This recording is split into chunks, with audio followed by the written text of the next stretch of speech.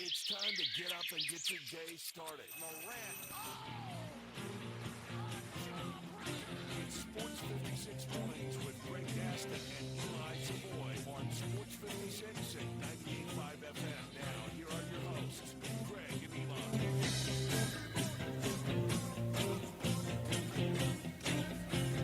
Eli. We got a few things to talk about this morning. No question about it. Welcome in to Sports 56 Mornings on this Wednesday, November 20th, 2024. Happy Hump Day to you, Greg Gaston, Eli Savoy, and Elijah Seegers, once again gathered together in the Family Leisure Studios. Family Leisure, where family and fun come together. The ultimate game room and fall sale continues just in time for the holidays. You're thinking about a special something for a special someone? How about completing the ultimate game room? New pool table, shuffleboard, arcade game, theater seating. Fire pit weather, absolutely right now with all fire pits 20 to 30% off. Family Leisure, 2120 Whitten Road, just north of I-40.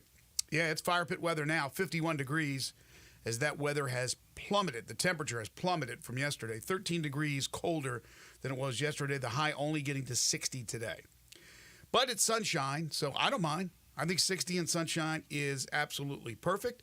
Then tonight, we're talking about an overnight low of 39 degrees. So that's getting a little cool or cold in some people's regard. Clear skies, though, overnight. And then your Thursday, sunshine once again with a high of only 57 degrees. Coming up on the program today, we'll talk Grizzlies and NBA. The Grizzlies with the triple whammy yesterday. They lose another cup game. They lose Vince Williams, and Draymond Green is opening his big mouth about Taylor Jenkins, Zach Edey, and the Grizzlies. We have action from last night all around the NBA, including the Cavaliers losing for the very first time. So does that mean Mercury Morris in heaven is popping open some bubbly? Or is that only for the NFL? Anyway, no more unbeatens in the NBA. We'll talk college basketball as well, and obviously college football with the latest playoff rankings that came out last night. More hardware from Major League Baseball with the managers of the year, both National League and American League, named last night. We'll tell you about that. Jerry Palm will join us at 8:25 to talk college football, a little college basketball as well. DeMichael Cole at 9:05 on the Grizzlies. And then Jonah Dillon will be in at 9:25 to talk some Tigers football, and I'm sure we'll talk some Grizzlies as well, especially what Draymond Green had to say. That'll be coming up at 9:25. We'll take your calls and texts on the Sissy's Log Cabin listener lines at 901-360-8255. I know Eli's going to slip out of here a little early today because the Hustle are playing a morning basketball game at the Landers Center against Osceola. The Hustle 1-3 to start the season. Is this one of those dog games or one of those kid games? Kid games. We're doing two of them this year. And so there will be school children from all around the area down at the Landers Center today for Education Day. Always one of the more interesting games of the year. A bit loud in the old Landers Center today. And they'll do another one later in the year like they normally have. This year we're doing two of them. And yeah, it's going to be interesting. And it's Osceola. Osceola, sorry. Osceola if you're in Arkansas. Osceola if you're in Florida. Okay, so the difference of pronunciation. How many kids are expected? Students, I should say. I'm guessing 4,000, 5,000, 6,000. I don't know. Oh, gosh. I don't know. It's a lot. High-pitched voices? Oh, it is a... Squealing, if you will? It is almost dog whistle level that you get with these things. It is just a constant... screech. I would call it a constant screech. Is it a screech? I prefer Zach. Actually, Kelly. Kelly, not even a doubt. Still, today, looking good. All right, so last night the Grizzlies, after beating Denver on Sunday, played those same Nuggets on Tuesday, once again without Nikola Jokic, who's out for personal reasons. Did his wife have a child? Is that what it is? I do not know what it is. Okay, like some kind of paternity thing? I'm not sure. I thought I had read that or somebody had said that. But in any case, that's pretty beneficial when you avoid Denver with Jokic out. Playing Denver with Jokic is one thing. Playing Denver without Jokic is another. However, after ripping the Nuggets on Sunday by 15, they get into Emirates NBA Cup mode, and for whatever reason, the Grizzlies can't win a game in the Cup. They turn into a different team. And the Nuggets win it last night comfortably. The Grizzlies made a comeback late, but the Nuggets win it 122 to 110 to improve to 8-5, drop the Grizzlies to 8-7. Jamal Murray leading the way with 27. Now, once again, no John Morant.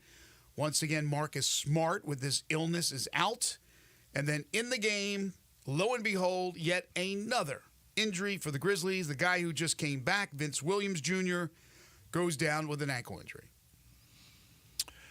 I think it is safe to say at this point that the Grizzlies are the worst NBA Cup team in history. Yes. 16 of 80 from three-point range in the two games for the NBA Cup this year. Wow. 9 of 38 last night for 23.7%. It's last night's the start of that game, the way they came out, and really the way they played for the most part, except for a little bit there, and Santi doing his best to try and bring them back, basically himself. It was a lot like the Brooklyn home game, where it was just like made you mad. You're like, what is this effort? Like, they're just sloppy turnovers, just Denver able to get easy basket after easy basket, just run out breaks, dunks. It just it was like you watched it, you're like got mad about it. Like, what the hell is this? Like, seriously, what is this? And they just dug themselves a hole, and while they tried to dig out of it, every time they would get somewhat close, Denver had the answer. It would be a Jamal Murray three, or they'd get another dunk of some sort. And you can't lose on your home floor to that Denver team. Like, obviously last year they had all the struggles at home, and that was understandable. Like, you were throwing out the hustle roster. They're 5-3 at home now, and I mean, your three losses, you blew a 20-point lead to Chicago, who's not even that good, that Brooklyn game, who's not good at all, and Denver without Jokic and Gordon. Like, those are games you shouldn't be losing on your home floor. Like, and again, two of them, the Brooklyn game and the Denver game last night, were just awful performances that just were sloppy from literally the jump. They're just sloppy, ugly, lazy basketball. Yeah, and they're not 3 games into the season. They're now 15 games into the season. So I don't want to hear people say, it's early. It's early. When you start to lose games to the teams that they have played in the first 15 games and to teams minus stars, they beat Philly and Philly without Embiid and George. They beat the Jokic-less Nuggets on Sunday, but then blew it last night. They're 8-7. They're treading water. Yes, Ja's out. I understand. Smart didn't play. Edey was out again. But you started to get some guys back. You do have Des Bane. You do have Jaren Jackson Jr. Barely. Having Bane last night made that a good thing. No, I'm going to get to that in a second. But, I mean, you do have them back. I mean, they certainly have a star in Jamal Murray, but Jokic is the best player on the planet, and Aaron Gordon's not too shabby. You got to take advantage of these games. They're 8-7. They probably should be, 12 and do the math, 12-3. So last night they turned the ball over 22 times. It's hard to win basketball games when you're that sloppy, and like you said, defensively, so many lapses. Jaren Jackson Jr., who had 19 points and 8 rebounds, had 7 turnovers. And Desmond Bane, who is so dependent on to make shots, went 1 of 10 from the field, 0 of 5 from 3. So your two stars in this particular game last night, Jackson and Bane, didn't really help you that much. As you said, Santi Aldama comes off the bench, goes 12 of 19 from the field, 4 of 7 from 3, 28 points and 11 rebounds for Santi. The only problem with Santi has been he's been inconsistent. And you're not always going to get 28 and 11. But if you can get 14 and 7, every night. You're getting production. Sometimes he disappears. But, yeah, I didn't go to the game last night. I stayed at home and I watched it. And I was just, my gosh, you're getting beat down the court. And Jenkins was trying every combination. Even used John Conchar, if I'm not mistaken. Yes, he played 11 minutes. And then, of course, Vince Williams. And that did not look good. So I don't know. We haven't heard word yet on that injury. He had just come back from injury. Call it snake bitten. Just absolutely bad luck. Whatever. Call it whatever you want. They can't stay healthy. They cannot stay healthy. They seem to get healthier, and then all of a sudden, another injury. Again, we don't have the details on what the prognosis is, but we'll find out, I'm sure, sooner than later. Desmond Bane, since his return, is 2 for 16 from three-point range. Wow. For the year, 31% from three-point range. And again, he'll find it. Like he'll start making shots. He's just too good of a shooter and all that stuff. Mm-hmm. But it's I mean, that's the thing about this game, because again, they came back and literally had a chance to still win this game. They played hard down the stretch. If you just correct a couple of the things, anything. I mean, they shot 39% from the field, 23% from three-point range. They're 19 of 31 at the free throw line and had 22 turnovers and still had a chance to win the game.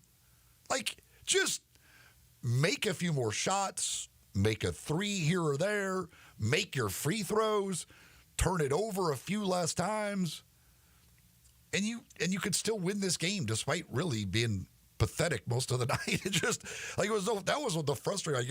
My gosh, just correct something.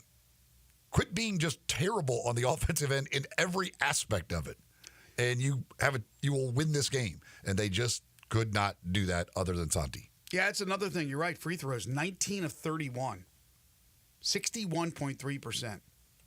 So across the board, here were their shooting numbers. From the field, 39.8.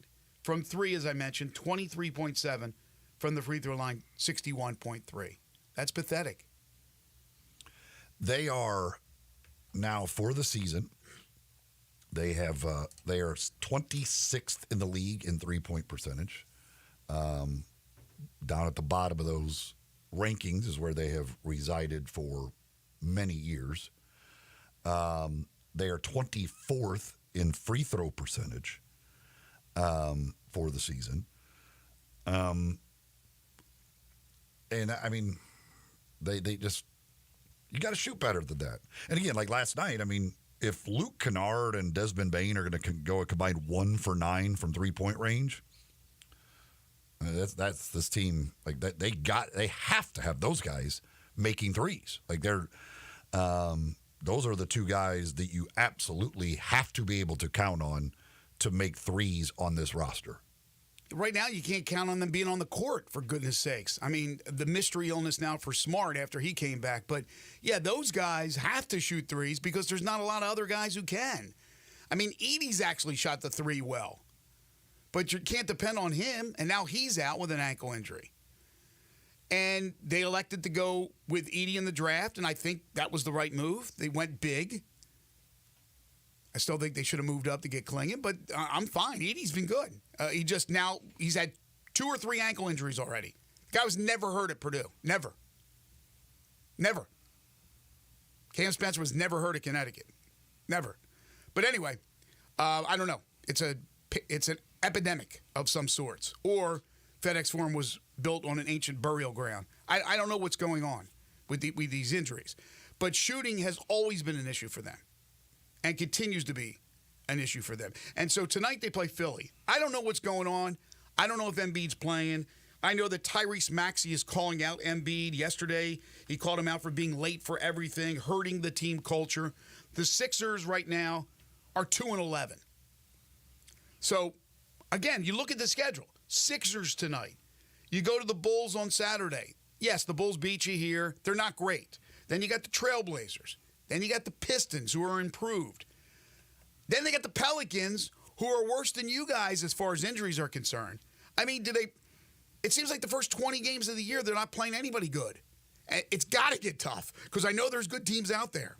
I know there's the Bostons and the Clevelands and all those other, the Oklahoma Cities. They're out there, and they're going to eventually face them. And if you're not healthy, you're in trouble. And even if you are healthy, if you play games like this, you're going to lose. So they haven't really taken advantage of the weak schedule early. They're treading water right now. It could be worse, but it also could be a lot better. And I just don't know what the prospects are. I just don't know. He's playing everybody. He's trying to find right combinations. Again, tonight, Philadelphia, on paper, 2-11. Haven't seen the injury report for today, if it's even out yet. And I'm not sure what Embiid's doing. He missed their last game, but being called out by Embiid is not Tyrese Maxey. listed on the injury report, so Embiid is should be playing. Tyrese Maxey is questionable, but Embiid was not listed on their injury report. So Maxey calls out Embiid. Now he's questionable. Did he get punched in the mouth by Embiid for saying what he said? Out. He's got the hamstring injury. He's been out. Okay. But I guess he goes to the meetings and he's on time. But that's dysfunctional right now in Philadelphia, and they're coming to your home place. You need to win. And I don't know if I can sit here and go, yeah, they're going to win. Well, if Bane can find his stroke and Kennard can find his stroke consistently and Aldama consistently play like he plays, at times, I like their chances. But again, I don't know. Smart will be back or not. Ja's getting closer, but now Williams is out. Never a dull moment. Never a dull moment. Ron Texas says Jackson, Bane, and Pippen should play 35 minutes. Jenkins going to play. Everyone is going to be it's going to be a long season. Well, hopefully Scottie Pippen should never play 35 minutes. Hopefully John Morant is back at some point here, and he's playing 35 minutes. But Scottie hasn't killed you. No, he doesn't kill you, but he's not Ja. he is nowhere close to John Morant. He played 25 and a half. Bane played 29, basically 29 and a half, and Jackson played a little bit less than 29. It does appear that those numbers are not going to go up too much. They may go up a little bit, but I don't think with the system that they've installed that they're going to play guys 35 minutes. They are going to play more players and play them less minutes. That's what he has indicated. And, I mean, in this little stretch here, this is a 3 games in 4 nights stretch. So certainly in those situations, they limit minutes. Mm-hmm. And most teams around the NBA do that. I mean, it's when you're playing 3 and 4 nights, that's what NBA teams do. So it's not a surprise that last night, especially, they tried to limit minutes, knowing you were turning around and playing, or that was the front end of a back-to-back. Okay. I got more on the Grizzlies in a minute, but I just wanted to bring up a couple of scores from last night. Speaking of three-point shooting and rookies, Dalton Knecht, who certainly had some interest from the Grizzlies and fans of the Grizzlies liked him, probably because of that Tennessee connection. But Dalton Knecht went out and scored 37 last night. He tied a rookie record with 9 threes. I'm not going to sit here and say, yeah, they should have taken Dalton Knecht. I like the pick of Edey. But I will, because I said it the day after the draft. That they should have taken Knecht? Yeah. Oh, I loved Knecht. But I'm just saying I thought they needed to take a big, but I thought it was move up and trade for Klingon, who has been really good for Portland, and he doesn't even play that much. So L.A., who won the Cup last year, off to a 2-0 start this year. I think that's 9-0 in Cup games. The Lakers have won 6 straight overall. They win last night over the Jazz, 124-118. I looked up LeBron James and how many games he plays per year. It's pretty amazing that the guy doesn't miss games. Even at his advanced age, he doesn't miss games. And I know people, they don't want to hear about the injuries, and I know a lot of them are freak injuries for the Grizzlies. But I always look at legs. I always look at your bottom torso, the trunk, and how strong LeBron James is. And he never gets hurt. And then you look at guys like Kevin Durant, who's got like a string bean legs. He gets hurt a lot. I looked up Durant. I go, wow, there were like 4 or 5 years where he played like 45 games or less. I was shocked to see that. There is something to say about working out and how much you work and how much you lift with your legs and what you do to build up your ankle strength and all that. But nobody wants to hear it. Nobody wants to hear that. But guys that weren't hurt in college at all are hurt now.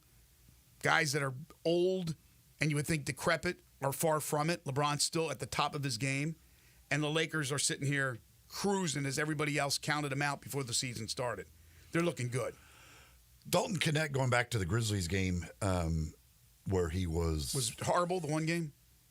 No, the second game. Second game is really good. He is the last 4 games now he has played. He is 21 of 31 from 3-point range. Yeah, I like him a lot. I think they were stuck between a rock and a hard place. They know they need more shooting, but they also knew they needed a big. So I got no problems. But I'll tell you what, right now, I would look to ship Smart in a trade to pick up somebody who could shoot the 3 ball. So, I mean, I don't know that from the financial situation and all that, but somebody who can consistently shoot the 3 ball that's not a star for a team.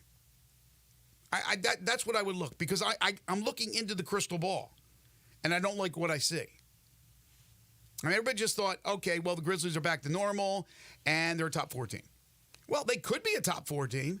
They're not playing like a top 4 team. But you don't want to use injuries as a crutch anymore. You went into the offseason to make moves. You added to this team. Jalen Wells has been a find, picked up in the second round. Jay Huff has not hurt you at all. Scottie Pippen, elevated to a standard NBA contract, has not hurt you at all in replacing Ja. But Ja, another guy, skinny legs, but he plays with reckless abandon. He is going to get hurt a lot, and it's unfortunate. But that's it. Even though this year, not attacking the goal with dunk tries as much as he has in the past. But I don't know. Maybe it's just a big, old, unlucky situation the last couple of years. But it continues. So, again, we'll find out more about Vince today. Raider Corey texted on the Sissy's Log Cabin list line, says, is it conditioning or just fluke injuries? I've never witnessed a team that goes through stuff like this. It's very frustrating and disturbing as a fan. I can only imagine how our coaches at the front office feel. This is beyond comical now. Absolutely. It's a combination.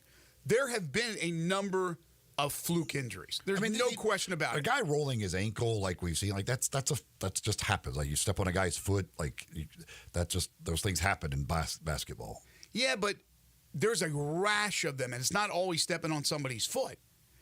Sometimes it is, and sometimes these are fluke injuries. But you can ask about training. Like I said, I mean, it's all about your legs in the NBA. I mean, this is not the NFL, for goodness sakes. This is all, you want to be strong, but you want to be strong in your legs, your lower core, and your lower torso.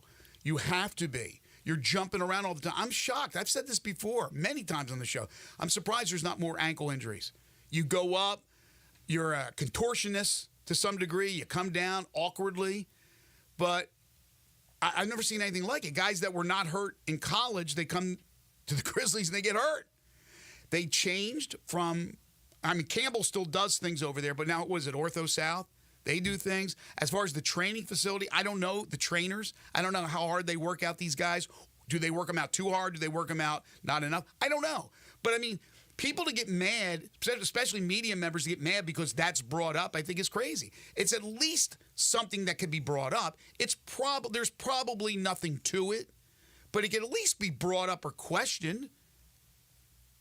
When you have guys that don't get hurt playing the game and now get hurt, and who knows, the way they're treated, these injuries, the way the offseason training is, I don't know, but a lot of these are freak. A lot of these are freak injuries, but some of these ankles, I mean, if your ankles are stronger, you don't always twist an ankle and out for a month. That doesn't always happen. Guys twist their ankles all the time.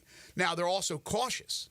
Edie, I don't think, is a serious ankle deal, but they're going to be very cautious. You knew it. Once it happened, you go, all right, there you go. That's a couple weeks. But Vince looked really bad, and we'll see what happens with that when that news comes out. Also last night, as I mentioned to start the show, no more unbeatens in the NBA. The Cavaliers' run comes to an end. 15 straight to open the season. They lose to the Celtics in the Emirates NBA Cup, 120 to 117. Good game. Maybe a preview of the Eastern Conference Final. Yeah, I mean, if you're Cleveland, you go to Boston, you lose by 3 with Darius Garland going 3 for 21 from the field.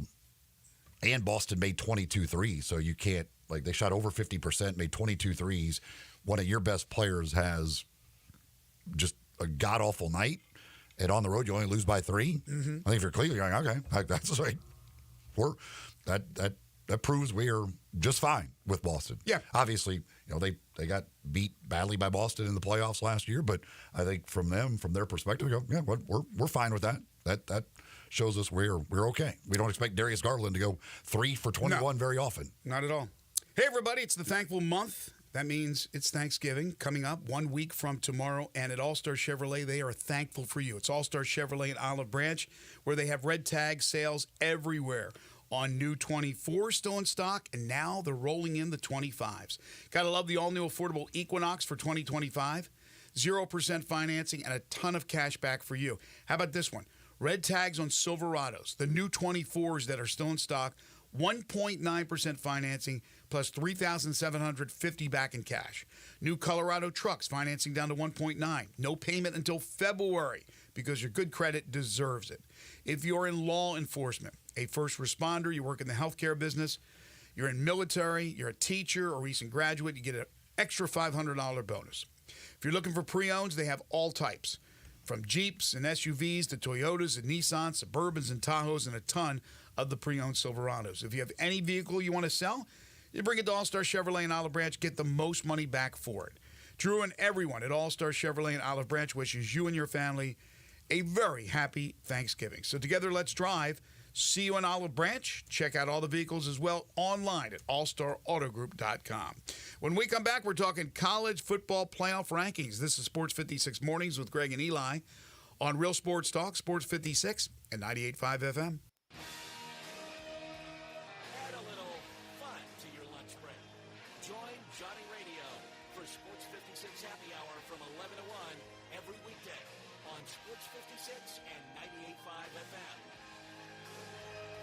Fall is football at the Owner's Box Sports Bar and Grill in Lakeland, Town Square. Monday through Friday is happy hour from 3 to 6 with $1 off all draft meals, $5 off well drinks, $4.50 for house wine, and half off pretzel bites, mozzarella sticks, queso, corn dogs, and pickles.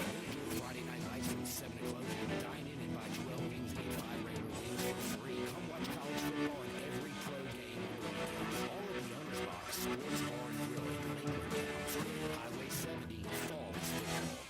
Thankful holiday season with Black Friday and Cyber Monday deals from Sunrise Chevrolet Buick GMC of Colton. Choosing 21 GMC Silverado 1500 and 24 Silverado 1500 with $4,000 dealer discounts. Sunrise Chevrolet Buick GMC of Colton. We make it fun to buy a car. Price does not include licensing costs, registration fees, taxes, and dealer doc fee of $899.50, which are to be paid by the consumer. Silverado RG $355,553, MSRP $57,330, dealer discount $4,002. Sierra RZ $325,360, MSRP $54,330, dealer discount $4,000, expires 12/2/24. Lots of our fans have gone to see Genesis Diamonds, and they are amazed. Hey, it's Eric Hasseltine, and Genesis is fast becoming the go-to place for people here when it comes to engagement rings and fine designer jewelry. They also have a ton of luxury pre-owned Rolexes. Genesis guarantees the best diamond prices, period. They are a direct diamond importer with no middleman, which means incredible value for you. Genesis turned the old-school jewelry business model upside down with slimmer margins, more selection, no commission salespeople, and stronger warranties. They have every diamond you can imagine, natural and lab-grown diamonds in every shape and every size. Genesis has thousands of designer engagement rings from top designers that you won't find at other stores. And keep this in mind with the holidays around the corner. Genesis has case after case of incredible diamond fashion rings, diamond eternity bands, diamond earrings, diamond necklaces, colored gemstones at every possible price point. All of this in a beautiful new showroom with great local experts who will teach you how to buy like a dealer buys. Genesis Diamonds, you will love it at Poplar and Perkins Extended. Nestled in the heart of East Memphis, located corner of Park and Cherry, is a beautiful residential neighborhood. I'm here at Town Village Audubon Park interviewing a new resident, Carolyn. Share with us why you chose Town Village. Well, if your parents or special friends need to make that big move, let me share with you my experience.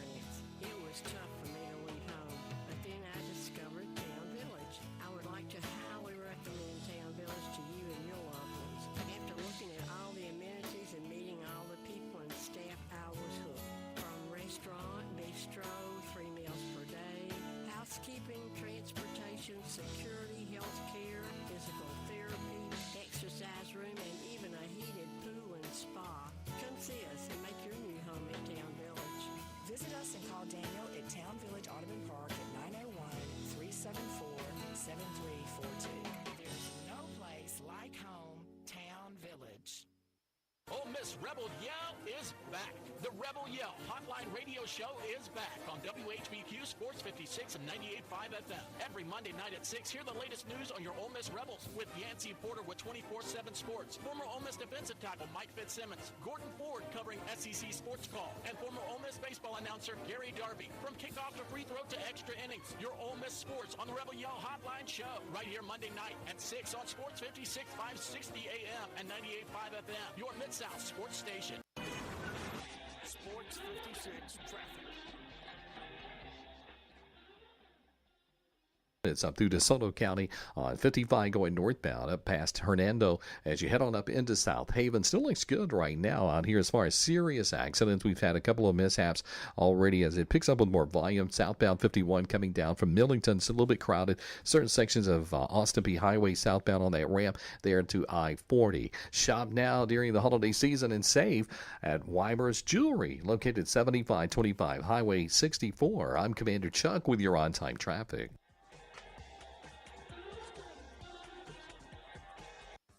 Back to Sports 56 Morning. On Sports 56 and 98.5 FM. Here once again, Greg Gaston and Eli Savoy.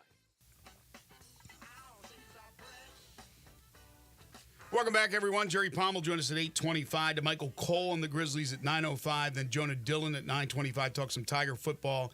A little bit of Grizzlies with him as well. We'll get to the whole deal with Draymond Green, talking about Taylor Jenkins and Zach Edey a little bit later on, but now some college football playoff talk we'll get to. We did get a text. Somebody asked, do NBA players wear high-top shoes anymore? Most of them do not. Right. And I don't know if it has anything to do with the ankle injuries or not, but I mean, most guys now do not wear the high-top shoes. Now they still tape their ankles and everything else, all that stuff. But, yeah, I don't and I'm sure there have been studies done by people to see if ankle injuries have increased since they really have gone away from high-top shoes. But no, if you watch now, most guys do not wear the high-top shoes. Yeah, that's a great point by the texter. I've never understood that. I mean, it gives you extra support around the ankle, having the high tops. So, I don't know. Is it a fashion statement? Is it comfort? I wonder if the numbers with injuries and things of that nature are much higher with the low tops, or whatever you call them, as opposed to the high top sneakers.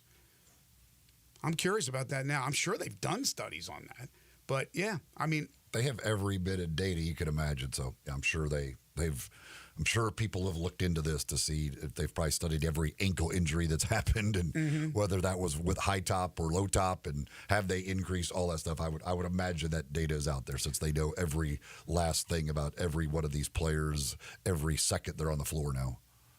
Again, I'm surprised there's not more ankle injuries, turning of ankles, the way these guys, how high they jump, how they come down with other feet that they land on, or even just landing on their feet awkwardly as they go up and contort their bodies and dunk and come back and easily twist. I mean, I could see that happening all the time, and it's now happening all the time to the Grizzlies, it seems like. But, maybe I just don't remember that well, but it seemed like when I was growing up and I was watching the NBA, or when I was a young adult watching the NBA into the 80s and into the 90s, it just didn't seem like guys missed much time.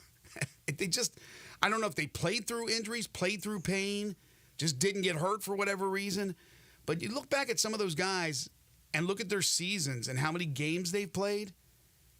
It's incredible. Again, look up Durant, how many seasons have been affected by injuries, let alone somebody like Zion Williamson. But LeBron, and I got a text about, he spends millions of his own money to make sure his body's in tip-top. Yeah, absolutely. But he's still playing the game out there, and I'm sure he comes down awkwardly at times. He's also a freak of nature. Yeah, but there's other guys, too. He's a massive human being. There's other guys, too, like that. But I'm telling you, the guys who have thicker legs, stronger legs, to me, get hurt less. Those guys that have those pencil-thin legs, man. Zion's got some of the biggest legs you can imagine. Yeah, he also has one of the biggest guts. He's hurt all the time. Hurt him for a long time. Yeah, no, I understand. He's a freak of nature, too. A freak with injuries at the yin-yang that'll never, I hope for his sake one day he'll be healthy, but I don't say it. All right, turning our attention to the third week of the college football playoff rankings. Let me start by telling you about this cartoon I saw. I'm staring at it right now on Twitter, and I'm laughing. The cartoon is about the playoff and the playoff committee. So on the one side of the cartoon, there's a dude. He looks fabulous in his suit, and he's got Notre Dame on front of it. And he's smiling, and he's coming on to the secretary or receptionist. And he says, I'm 9-1, with my only loss coming to the 7th place MAC team. And she's got the heart out, and she's smiling. And then the bottom part of the cartoon is this big fat guy with glasses and pimples. And it's SMU. And he says, I'm 9-1 with my only loss coming to a top 15 team. And she's on the phone, apparently calling HR saying, get out of my playoffs. Yeah, there is a lot to say, even though it's a cartoon, there is a lot to say about brand name. And last night with the rankings, I don't have a problem, like a major problem with what they did last night. It was pretty self-explanatory what was going to happen. I like the fact that they got Boise into a position right now to have a first-round bye. If it works out that way, great. I think in the end, they'll be jumped by the Big 12. I don't think it will happen, but right now they're in position, so I give credit to the committee. Now, there are other things that just amaze me, like Bama jumping Miami because they slaughtered Mercer. So to me, that just says, why get rid of those games against those FCS opponents? Why? Miami had a bye week. They lost ground. Alabama jumped them for beating Mercer. I think it was like 52-3. It seems like they're valuing the bad losses over the good quality wins. And then with Notre Dame, I don't know what they're doing. I mean, they got one horrible, horrible loss. And when you look at the resume, not a lot of great wins. So I don't know. They're too high, in my opinion. Indiana's fine. They're undefeated, right? Give them credit for being a Big Ten undefeated team, but we'll find out more about them this weekend. But overall, I don't think there's a lot to complain about. No, I don't. I mean, it's not to complain about it. It is just there's questions of like why certain things, like the Alabama thing, like why this week jump Miami. Now, I think Alabama should be ahead of Miami. I also, if Alabama jumps Miami, why are the other SEC teams not in front of Miami? If you're willing to do it, and which I applaud, like Seldon, like you shouldn't just look at the loss column and say, oh, we got one loss, that's better than two, or zero's better than one. If you're willing to put 2-loss Alabama ahead of Miami, why not the other 2-loss SEC teams? Because I think all of them have better resumes than what Miami has to this point. So why not put all of them ahead of Miami? And why this week of all, just to decide that, you know what, actually last week we thought Miami was better, but this week we think Alabama's better. That it doesn't really make sense. If they are putting so much importance on head-to-head, which they seem to in certain things, that's why I say you shouldn't do it, because you'll just talk yourself into circles, then why did BYU drop behind SMU? Why did they stay ahead of SMU? If they were already ahead of them and they've beaten them, they now have the same record. Like, why drop them one spot behind if it's such a big deal of head-to-head?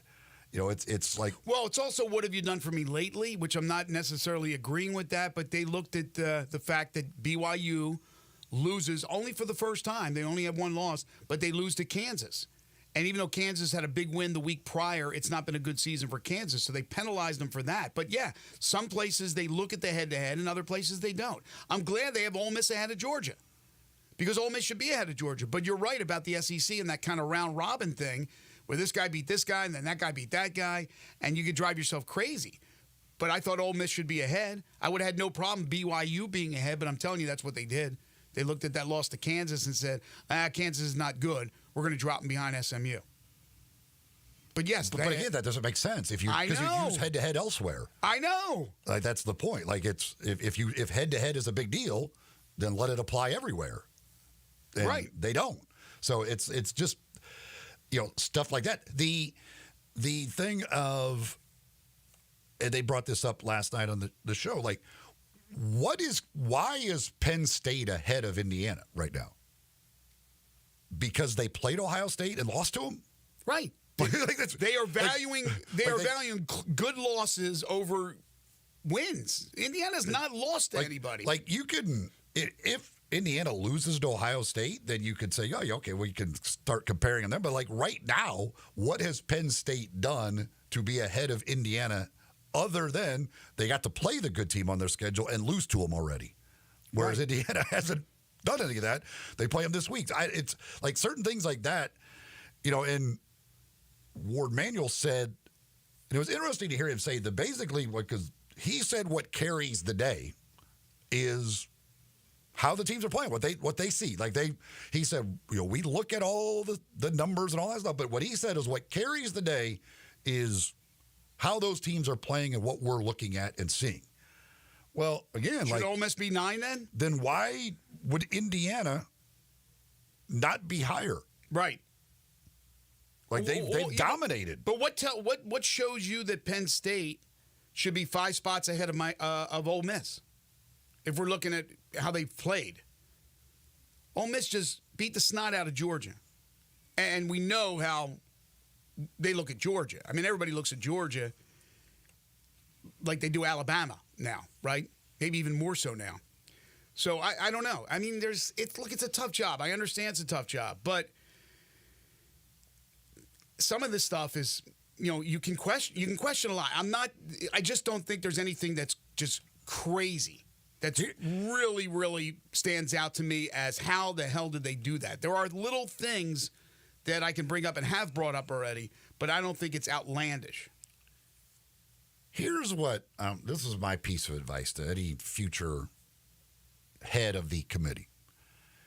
Anytime you're asked, like, what is the thing that you're, like, what carries the day? Because I think that's what Reese Davis, how you ask it. What carries the day in that room when you're discussing these things? Here's your answer. For all you future head of the committee out there, just answer it this way. We're looking at everything.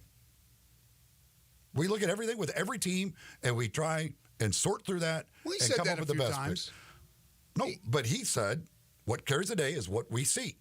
It's what we see on the field. But then he said we're looking at everything. Don't say anything. Don't say anything carries the day. Say we look at everything. We have to look at everything and try and come up with a picture of each team and where we believe they belong in these rankings.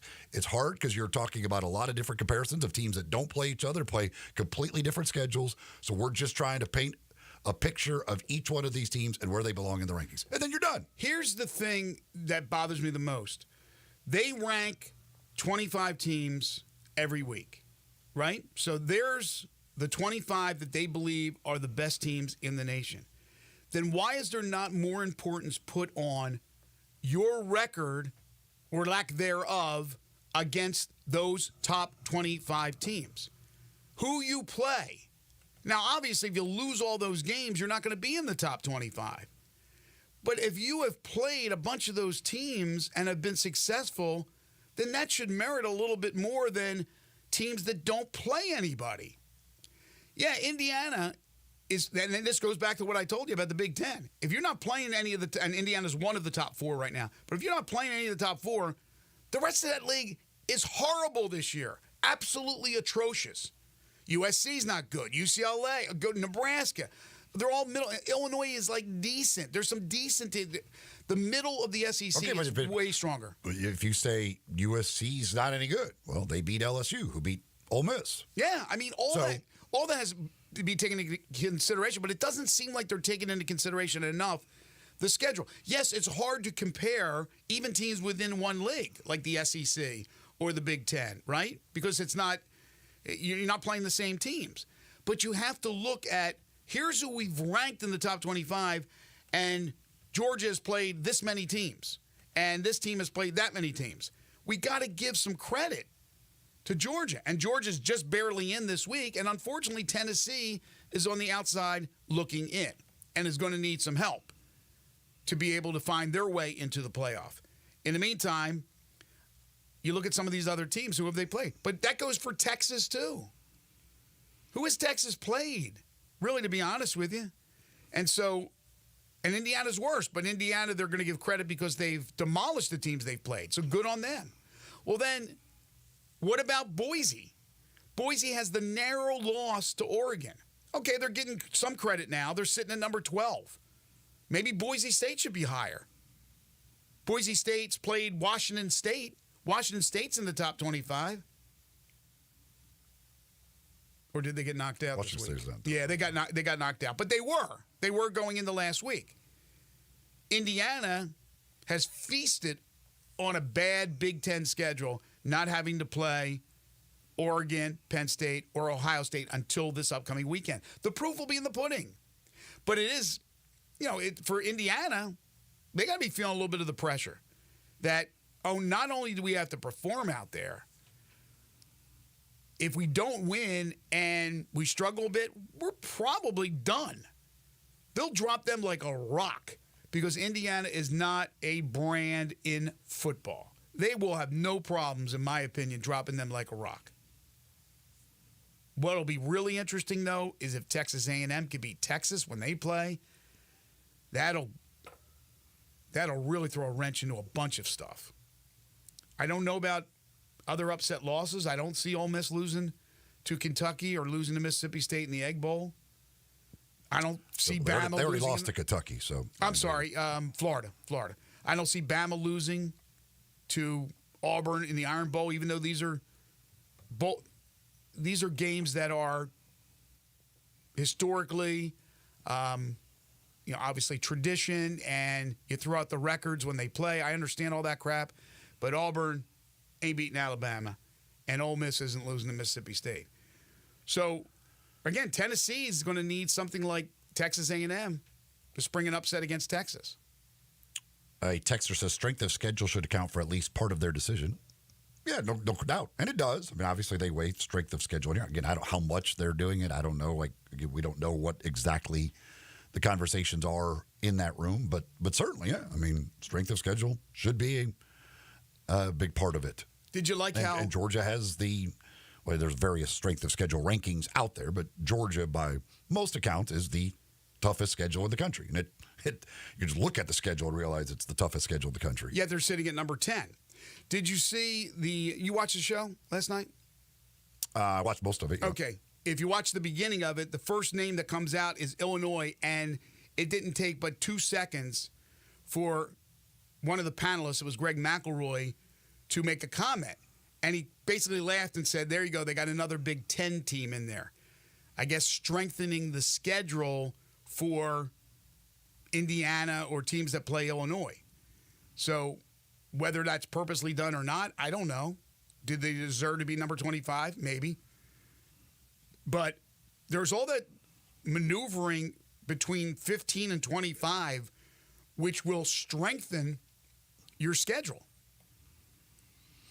Yeah, I mean, when you're getting down to the 20 through 25 range, that's hard to nitpick. It's much like the bubble when it comes to the NCAA tournament. You're talking about a bunch of imperfect teams with losses and things that you're trying to sort through and figure out that. I'm never going to complain about the teams ranking 20 to 25 and what order they're in. That is a mind-numbing task when you get to that point, I'm sure. Although, because you have a 12-team playoff, and I know we have to take a break here, we have a 12-team playoff as opposed to a 14 playoff. Army at 19, Tulane at 20, still have a chance if Boise State falls apart to get into the playoff. How about Iowa State? Excuse me, not Iowa State, but Iowa State does have a chance at 22. But I was thinking about Kenny Dillingham at Arizona State. They're 21. 21, 22. They still have a chance to get in as the Big 12 representative. So yeah, I mean, but their number of where they're ranked right now is not what's giving them a chance. No. They have a chance to win the Big 12 championship. Not in that large, right? So yeah, so like again, where if they, I'm not going to be, they should be ranked 19 instead of 21. Who cares? Your way in is win your championship, and that's it. Yeah, but those teams strengthen other teams that are higher up in the rankings overall resume. All right, we'll take a break. Come back with our final segment here in Hour 1. This is Sports 56 Mornings with Greg and Eli on Real Sports Talk, Sports 56 and 98.5 FM.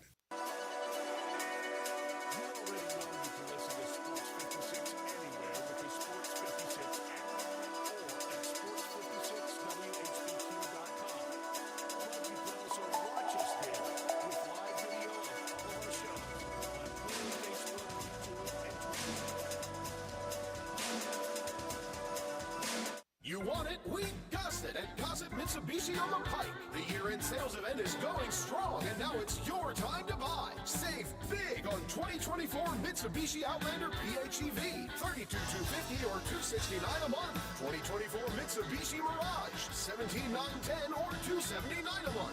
Or 2024 Mitsubishi Outlander Sport, we got it at $28,050 or $399 a month. Plus, every Gossett Mitsubishi comes with Mitsubishi's 10-year, 100,000-mile powertrain limited warranty. The year-end sales event is going strong, so hurry to Gossett Mitsubishi today and end your year with big savings at 1870 Covington Pike and 24/7 at MemphisMitsubishi.com. If you want it, we got it at Gossett Motor Cars.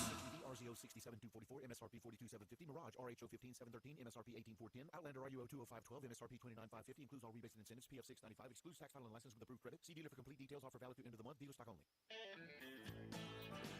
Hi, this is Troy Five-Ash, owner of Five-Ash Roofing. Did you know there are so many roofing companies in Memphis that I don't even know them all? So that begs the question, which one should you choose? So I thought I'd give you a little background about me. My grandfather was a World War II Marine. My father worked for the University of Memphis for nearly 30 years. My mother, a pianist at Raleigh Baptist Church. Seems like forever. I went to Brownsville Road, Craigmont, and Bartlett High School, class of 81. We support the local school systems, youth athletics, and believe in what St. Jude and Le Bonheur stand for. I'm a Tiger and Grizz fan. The point? Memphis is my home. Five-Ash Roofing will be around if you ever have a problem with the service we provide. Five-Ash Roofing, fair, honest, and ethical, with deep local ties in our community.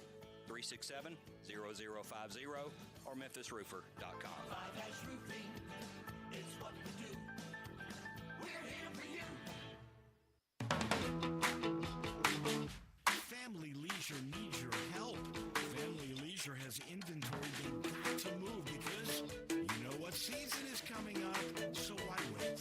You can complete your ultimate game room with a new pool table, a new shuffleboard, new arcade games, or just get all of them. Tons and tons of theater seating, overstocked and priced to move. 'Tis the season for fire pits, and all fire pits at Family Leisure are 20 to 30% off. You say you didn't get a spa this year? Well, say no more. Spas are in stock and they're ready for delivery and up to $1,500 off. These are just a few of the deals happening right now for a very limited time. So come on, check out their gigantic showroom. You never know what kind of deal you're going to find at Family Leisure, Whitten Road at I-40, where family and fun come together.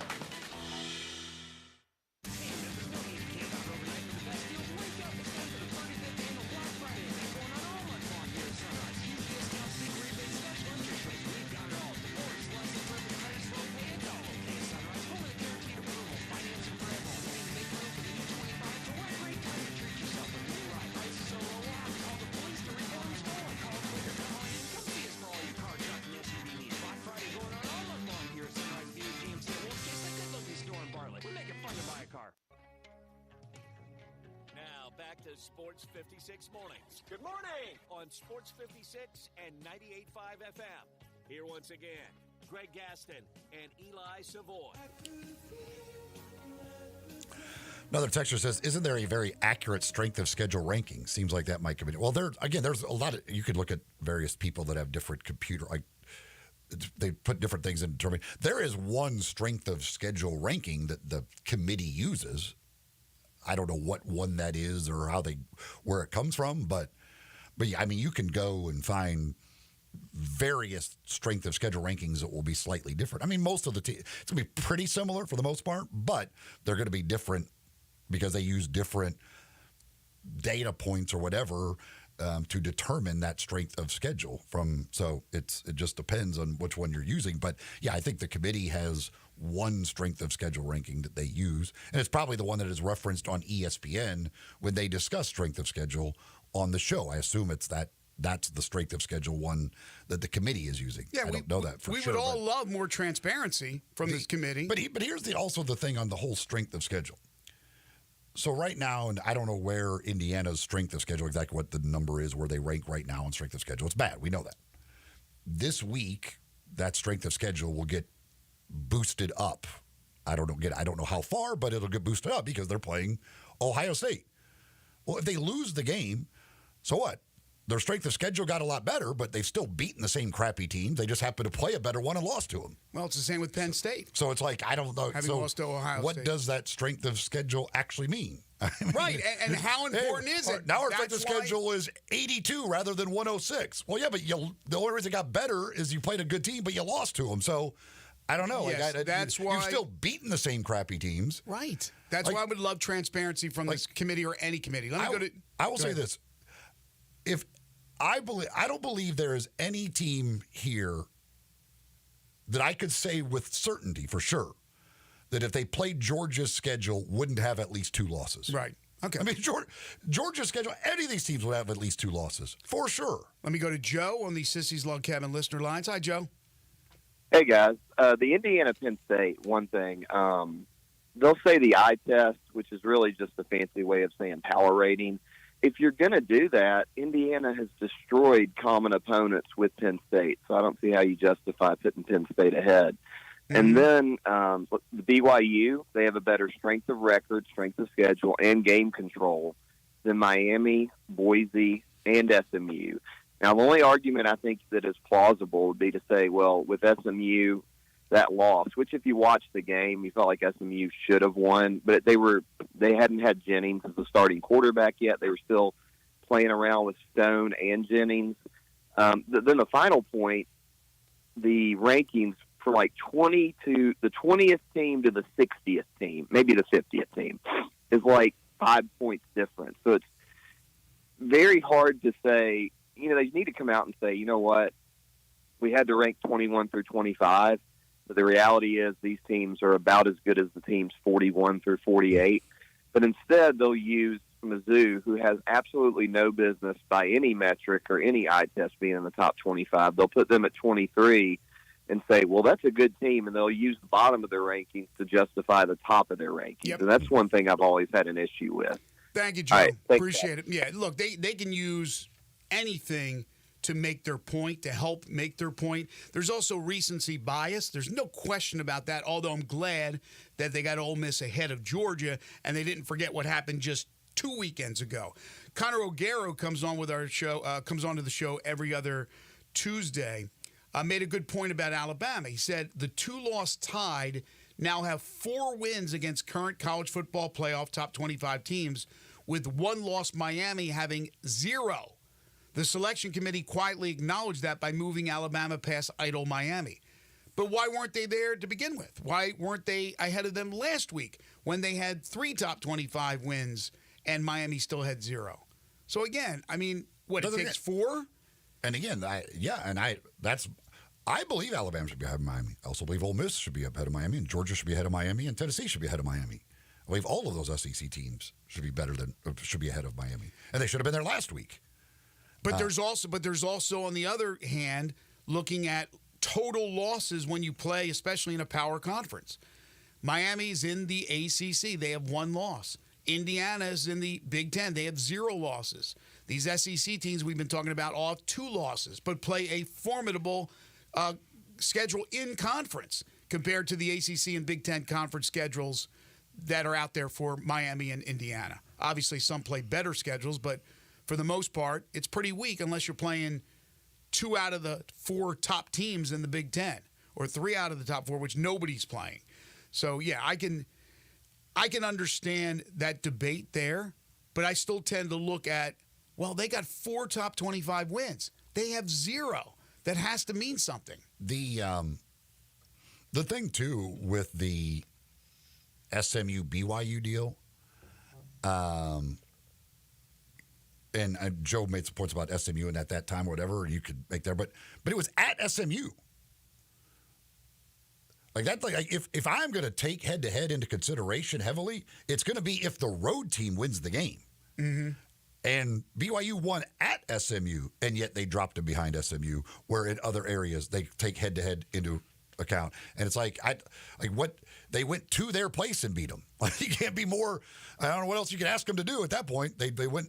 If you win on the road against that team, that should be where head-to-head really matters. Is doing it on the road against that team. At home, whatever. Again, most of those you were probably supposed to win. So I agree. Folks, holiday season is here. Genesis Diamonds is stocked up and ready for the holiday season, and you should be ready to go see them. If you're looking for jewelry for a special someone on that gift list this year, well, go see the folks at Genesis Diamonds. Poplar at Perkins Extended. That's where you'll find them. It's where you're going to find an amazing selection of beautiful jewelry, all the top designers. You're going to find this wonderful selection of diamonds, lab-grown diamonds, natural diamonds, whatever it is that you're looking for, whatever size, whatever budget, they've got you taken care of, plus everything else, those pre-owned Rolex watches, all of that you'll find at Genesis Diamonds. Amazing prices as well and great service. Not folks that are working on commission, not there to try and sell you something more expensive. They're just there to help you pick out that perfect piece of jewelry, that perfect gift for that special someone this holiday season. Go see them, Genesis Diamonds, Poplar at Perkins Extended. You're tuned in to Sports 56 Mornings with Greg and Eli on Real Sports Talk, Sports 56 and 98.5 FM.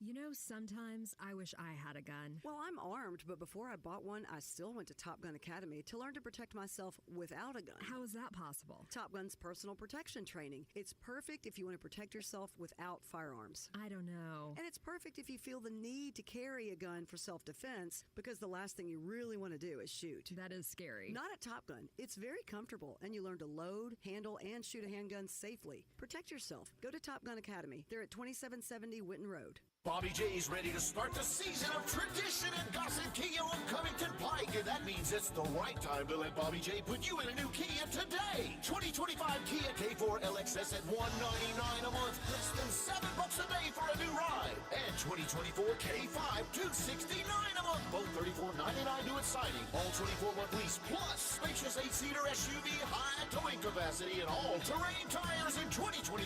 Tell you ride $348 a month, $39.99 due at signing. Plus, get peace of mind with Kia's 10-year, 100,000-mile powertrain limited warranty. So call Bobby J and let him put you in a new Kia today. Gossett Kia 1900 Covington Pike online, KiaCovingtonPike.com. If you want it, we got it at Gossett Motor Cars.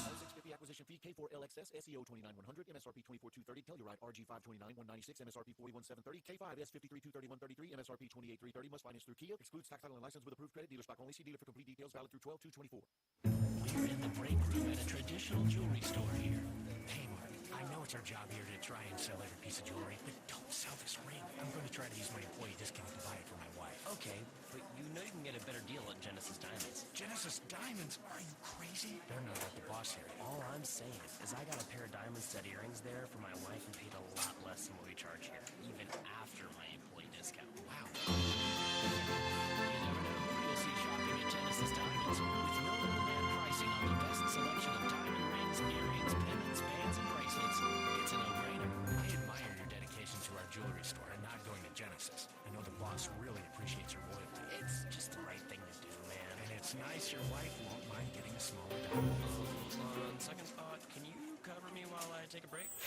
Genesis Diamonds, the smart alternative to old-fashioned jewelry shopping. With more selection, lower prices, higher quality, stronger warranties, and zero pressure. At Poplar and Perkins Extended. Napa Cafe celebrates 26 years in 2024. Hi, I'm Glenda Hastings, owner of Napa Cafe, and I want to thank you for making us part of your dining experiences. If you are a first-time guest or have dined with us countless times, I want to thank you for making us part of your lives. Whether you're celebrating with the crowd or planning a cozy date night on the town, Napa Cafe can provide you an extraordinary evening. We have 5 dining rooms, including our private wine cellar, our Jan's room for 2 guests, and the Eleanor room for parties up to 60. Sit back, relax, and celebrate. Leave the cooking to us. Come see me at Napa Cafe, 5101 Sanderlin Avenue. We're open Wednesday through Saturday for dinner starting at 5 o'clock. We also offer curbside pickup from our full menu. For details on our stay-in, dine-out menu or reservations, visit our website at napacafe.com. Come join us as we celebrate 26 years of Napa Cafe in 2024. We can't wait to serve you. Traffic brought to you by 901 Eats to Go, 3135 Kirby Whitten Road in Bartlett. Pick up, DoorDash, Uber Eats, or online at 901eats.com. Eats with a Z. Good food fast. Sports 56 traffic. Good morning. Hopefully some of this pesky fog that's hanging around is going to burn off sooner than later because it's loading up now right on schedule over here on Bill Morris Parkway as you come past Riverdale, coming out of Collierville, headed into Shelby County. Still moving right now down 385 Bill Morris Parkway. It's gotten heavier in the last few minutes in a couple of spots, like 55 through Hernando, through that section of DeSoto County all the way into South Haven. Shop now and save during the holiday season at Weimer's Jewelry, located 7525 Highway 64. I'm Commander Chuck with your on-time traffic.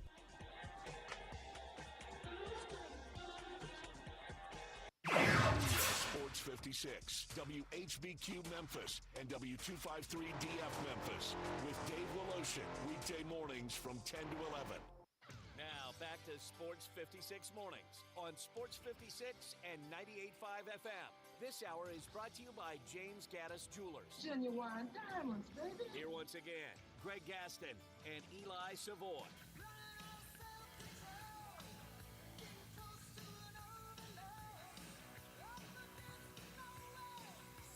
Welcome back, everyone. 8:06 the time, hour 2 here on Sports 56 Mornings, the Wednesday, November 20th, 2024 edition. Greg Gaston, Eli Savoy, Elijah Seegers with you from the Family Leisure Studios. Family Leisure, it's where family and fun come together. 2120 Whitten Road, just north of I-40. Currently 51 degrees. It will get up to 60 today, sunshine. Got a little bit of patchy fog this morning. Then tonight, overnight low, 40 degrees. So it's going to get real nippy tonight into your Thursday morning, where your high on Thursday will only be 57, and it'll be very windy. So it'll be a very cold day. It'll feel more like late fall, early winter on Thursday, tomorrow. But for now, take advantage of sunshine for the next few days. Second hour of the program is brought to you by James Gaddis Jewelers, 4900 Poplar Avenue between Mendenhall and St. Nick, and on the web at gaddisjewelers.com. Are wedding bells in your future? I know a lot of folks will be getting hitched over the holidays. If the answer is yes, you need a jeweler you can trust for that unforgettable diamond engagement ring, wedding rings, personally designed wedding sets, and so much more. Memphians have been trusting James Gaddis Jewelers for over 60 years. They have one of the biggest selections of engagement rings in the Mid-South and the best prices on GIA-certified diamonds. James is a master jeweler and diamondologist. He's graded by the Gemologist Institute of America. The type of credentials you want in your jeweler, whether it's the holidays, a fall wedding, or spring formals, beautiful jewelry accentuates your look. And James Gaddis Jewelers has everything from beautiful necklaces, earrings, and gemstones to stunning bracelets and watches. Plus, new jewelry collections are coming in weekly. Layaway and financing available. James Gaddis Jewelers, 4900 Poplar Avenue in East Memphis, or online at gaddisjewelers.com. And make sure to follow them on Instagram at Gaddis Jewelers to hear about all the exciting things happening at the store. Say I do at James Gaddis Jewelers. Another text here. Texter says all the SEC teams with 2 conference losses only play 8 conference games. All other Power 4 conferences play 9 conference games. And with the ACC Notre Dame Alliance, several teams play 10 games. The SEC needs to drop Mercer, New Mexico State, Louisiana Monroe weekend in November and add a 9th conference game. Well, why? While I agree, and I want the SEC, and I think they eventually will go to 9 conference games, but really you're just hurting yourself because in the end, taking losses is the problem. If you go undefeated, you're going to be in. So playing more tough games and chances of taking losses could only hurt you. It was proven last night when they moved Alabama up 3 slots and put them ahead of Miami after Alabama had just beaten Mercer and Miami was off. They had a bye week. It's not like Miami lost. So the FCS games are not hurting these teams. So you're right. Why would you want to play another hard game in a conference that's tough from top to bottom? I do agree with the texter. I want them to go to 9. I would love to see some uniformity across the nation among conferences. But we don't have that at the moment. I think, like you said, Eli, that they will go to 9. But right now, it's not hurting you. Why do it? Why change? It's already too competitive. That's why you have a bunch of 2-loss teams, because they're all beating up on each other. This isn't, again, the Big Ten is top heavy. I've never seen a conference like that. Those teams from 5 on are all just above average, mediocre, or horrible. And I include my Maryland Terrapins in there as horrible. Another text says, here's the reality. As an Ole Miss fan, do you think I'd rather play Indiana or Tennessee? There's no doubt I don't want anything to do with Tennessee. Yeah, I will say this, like, based on last night's rankings, I think both Ole Miss and Georgia would take those as the final rankings and be happy. Ole Miss getting Indiana in the first round and then Texas, I think Ole Miss would be fine with that.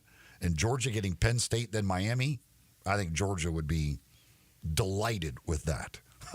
I honestly think if you had last night's rankings as the final rankings, you would get a Georgia-Ole Miss semifinal. Yeah, it is strange. And, of course, Reese Davis every week gives you the disclaimer before they start to dive into it that the numbers don't necessarily match where they'll be seeded and all that stuff, right? And it confuses a lot of people. But the 4 seeds after last night, the 4 teams that would have a bye, number 1 is Oregon, number 2 is Texas, number 3 is Miami, and number 4 is Boise State. So, again, on the surface, you look at that and go, well, they're all really good. The only one you go that definitely deserves is Oregon. Boise, which would be a shocker that the group of 5 representative gets in as one of the top 4 conference champions. Miami, we just talked about Alabama jumping Miami, and Texas and their soft schedule, even within the SEC, which is hard to believe when there seems to be a landmine every week. I think if last night's rankings were the final rankings, I think there's a very good chance the semifinals would end up where you would have a Big Ten semifinal and you'd have an SEC semifinal, which would be pretty appropriate. That those you'd have the one side would be Big Ten, one side be SEC, and then the 2 winners meet in the championship game. Because I think you'd probably have Ohio State, Oregon, and Georgia, Ole Miss, or Georgia, Texas as the 2 semifinals. It's probably what they want. Yeah, Ohio State would be the 5th seed. They would open up at home against BYU and then play on the Smurf turf in Boise. Ohio State at Boise State, a 5 versus 4. That's just shocking when you see that on paper. You mentioned Alabama. I don't know if you did. Alabama 9, Notre Dame 8. That'll be in South Bend with the winner playing Oregon. Georgia and Penn State in Happy Valley. The winner takes on Miami in Miami and Ole Miss in Indiana. In Bloomington with the winner taking on Texas in Austin. Again, that's so strange. Ohio State, BYU, Alabama, Notre Dame, which would be at Notre Dame, Georgia, Penn State, which would be at Penn State, Ole Miss in Indiana, which would be in Indiana, and then Boise hosting in the quarters. Wow. The another texter says, an interesting dynamic that nobody is discussing. How will SEC teams play on the road at Big Ten teams in December? They've never, ever played in cold weather, and that will absolutely be a major factor. That's a good point. Yeah, I mean, with these, home stadium games in the first round, yeah, it could certainly be. Again, with last night's, Alabama going to Notre Dame in the middle of December, Georgia going to Penn State, and Ole Miss going to Indiana. Yeah, it's they could be finding some weather that they are not used to in those places at that time of year. Can't count it out, right? You can't count it out. Normally, in December, when an SEC team is playing, it's in a dome. They're playing some sort of playoff game, or they're playing in the Sunshine State most of the time in bowl games. Yeah, there have been teams that have played, obviously, in cold weather in bowl games. But for the most part, they're playing in warm weather. So, yeah. The SEC doesn't play any cold weather bowl games. There's a couple, aren't there? The SEC goes to the big bowls. I mean, the cold weather bowl games are like the Fenway Bowl or something like that. The SEC doesn't have any of those ties. Yeah, I guess so. But I mean, the Liberty Bowl is like their cold bowl. Right. Well, yeah, that's what I'm thinking. Liberty Bowl, weren't they involved in the... I mean, Nashville can get cold, certainly. I mean, even Jacksonville can get cold late December. So that's what I'm talking about. I'm not talking about going up to Minnesota or something like that, even though I don't even think there's a bowl game there. Anyway, that's the deal as far as the college football playoff rankings. We'll talk more about that with Jerry Palm in about 10 minutes. Okay, getting back to the lead for us today, which was the Grizzlies and their loss last night in the Emirates NBA Cup to the Denver Nuggets. Eli proclaiming the Grizzlies are the worst NBA Cup team in history. By the way, did you say that Ohio State would play at Boise State? Yes. No, they would, because the quarterfinals aren't at home site. So. Oh, okay, that's right. That's right. I'm sorry. Scratch it. Boise would still be declared the home team because they would be the higher-seeded team, which is still crazy when you think about it. They'd be the 4, Ohio State would be the 5. You're right. They are actual sites and not home field. Home field only in the first round. That's right. Thank you for that correction. Okay, so I mentioned earlier that it was kind of a triple whammy. As the Grizzlies lose, Vince Williams Jr. gets hurt again, and then we had the Draymond Green comments on his podcast. I think he was with Baron Davis, maybe. Might be wrong about that, but I forget who the guest was. It's Baron Davis. It was Baron Davis. I don't know with him. Oh, he's a co-host? I think he's on there. I think he's on there. I don't know if he's co-host or not, but I think he's on there. Okay. So Draymond Green went off about Taylor Jenkins and going back to the incident in San Francisco when Draymond grabbed the ankle and leg, basically, of Edey, preventing Edey from going down the court on the fast break. They would have had Draymond Green down. It would have been 5-on-4. They did not even whistle a foul against Draymond Green, and then the league would subsequently fine him, not fine him, but give him a flagrant 1 penalty for that incident. So Draymond Green goes off, as he normally does on this podcast, and he said that the Grizzlies have a janky coach who's too soft, then later would say he's too emotional, and he talked about Jenkins, who described a code that they have in the NBA, and he went off on that as well, and went off a little bit on the rookie Zach Edey. So Draymond Green, who has not been shy about anything, let alone talking about the Grizzlies over the last several years, went off again on the Grizzlies and Taylor Jenkins. Draymond Green calling somebody too emotional is one of the funniest things I can imagine. I don't like it is the ultimate pot calling the kettle black that I've ever seen about literally you are talking about somebody being too emotional. And you're turning one of your long list, by the way, of dirty plays into something about the Grizzlies, Taylor Jenkins, and Zach Edey being soft. That's an interesting way to go about it. He doesn't see himself. He doesn't perceive himself. He doesn't look in the mirror like everybody else knows what Draymond Green is about. He just doesn't know that. Either he doesn't want to comprehend that, or he doesn't really feel like he's that person, or he does those things, or he's emotional, or he goes off. I don't know what he thinks of himself, but for some reason, he thinks he doesn't fit into that category. So you're right. It's ludicrous for him to say that when he is about as emotional as anybody play, that's like ever played the every game. one of his other stupid things, is an emotional play. he gets mad because he lost the ball or whatever, and he grabs a guy's leg and trips him. Like, that everything he does is based off emotion and gets himself suspensions and other things because of it. And he's talking about other people, especially a head coach, being too emotional. And talking to them running to the media. No, they went to the refs and tried to get them to review it to make it a flagrant, and they wouldn't do it. So, like, I just don't even like these comments, like some of the stuff that Draymond says, like, okay, whatever. Like, I think he could be entertaining and even funny at times.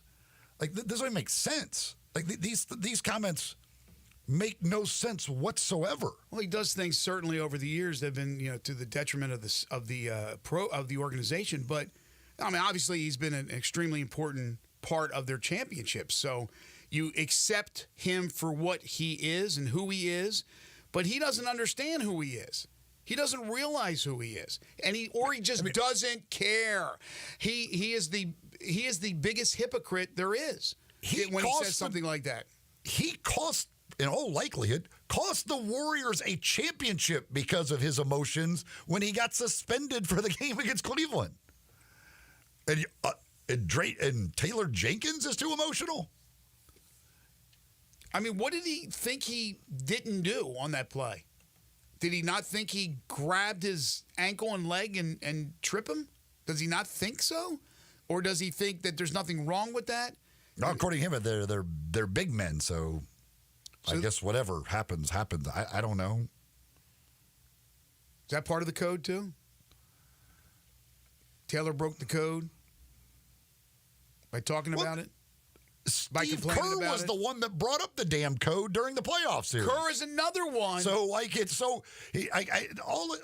just, like, Draymond is just, again, these comments, I don't have a problem with a lot of the stuff Draymond says, like, I have a problem with stuff he does, but I don't have a problem with a lot of stuff he says. I think can be funny and entertaining. This doesn't even make sense. Like, there's just this literally makes no sense. It's good for the league to have villains, although Adam Silver would disagree. Steve Kerr, I don't think he's hypocritical. I mean, Draymond Green is absolutely hypocritical. But Steve Kerr complains about everything at the top of his lungs, and I don't have a problem that he does. So Taylor Jenkins, who doesn't always complain, and sometimes we get on his case for not belly aching about something. He went off, and he was right about this. He was absolutely right about this. And Green's wrong, but nobody's going to tell Green he's wrong. And Ever. I don't Except understand for maybe Silver. We beat y'all all in the playoffs because he was too emotional. I don't even know what that means. But I don't think anybody after that playoff series went, man, Grizzlies would have won that if Taylor wasn't so emotional. What does that mean? You beat him in the playoffs because Taylor Jenkins was too emotional? I don't even remember that being like a side story. No, it's not. Well, what does that mean? The coach was too emotional. Well, I guess what he means is that he was so emotional he wasn't doing his job properly. That his decisions were rash because he was so emotional. That he didn't give it, solid, calming thought when he made the decisions he made. That's what he's trying to implicate or imply, rather. And I don't even remember that being talked about.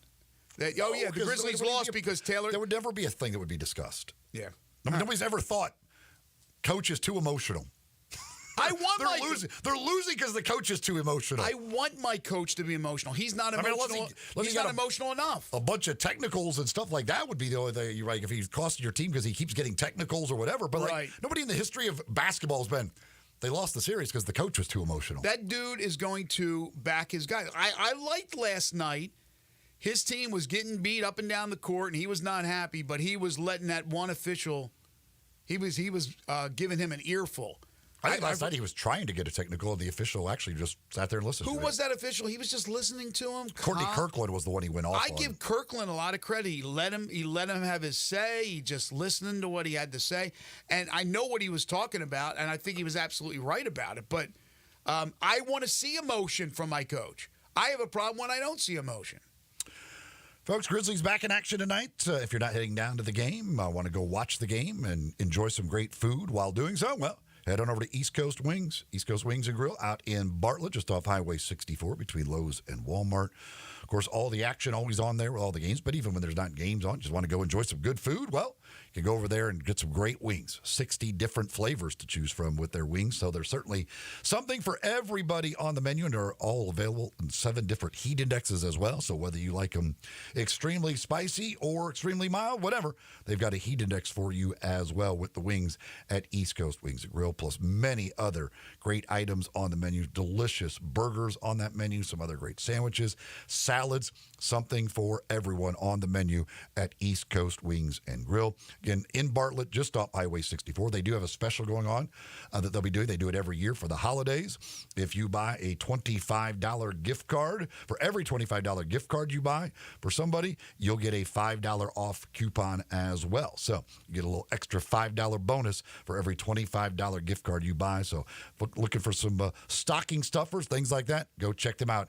East Coast Wings and Grill. Jerry Palm is next. This is Sports 56 Mornings with Greg and Eli on Real Sports Talk, Sports 56 and 98.5 FM. Join the voice of the Tigers, Dave Woloshin, for Wolo and Friends. Weekday mornings from 10 to 11 here on Sports 56 and 98.5 FM.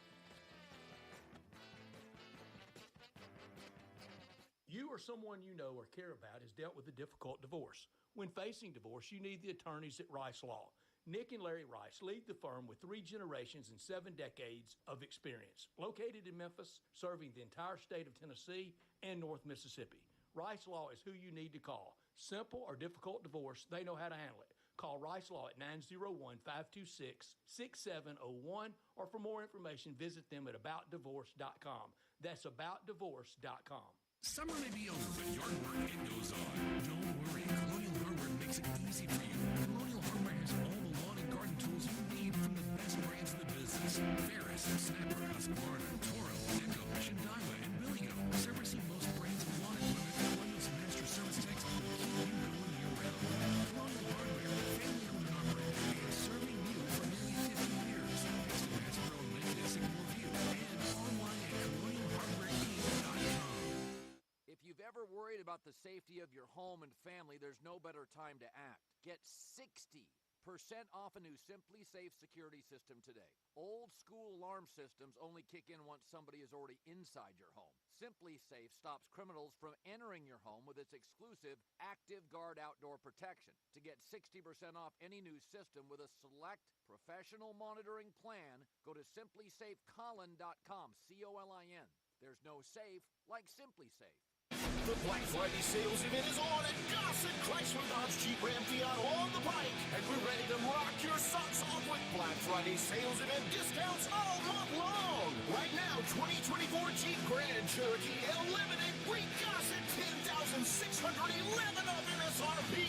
And it's your choice, 2024 Jeep Gladiator Sport or a 2024 Dodge Hornet RT all-wheel drive Sport. Take your pick, 10,000 off MSRP, 10 grand right off the top.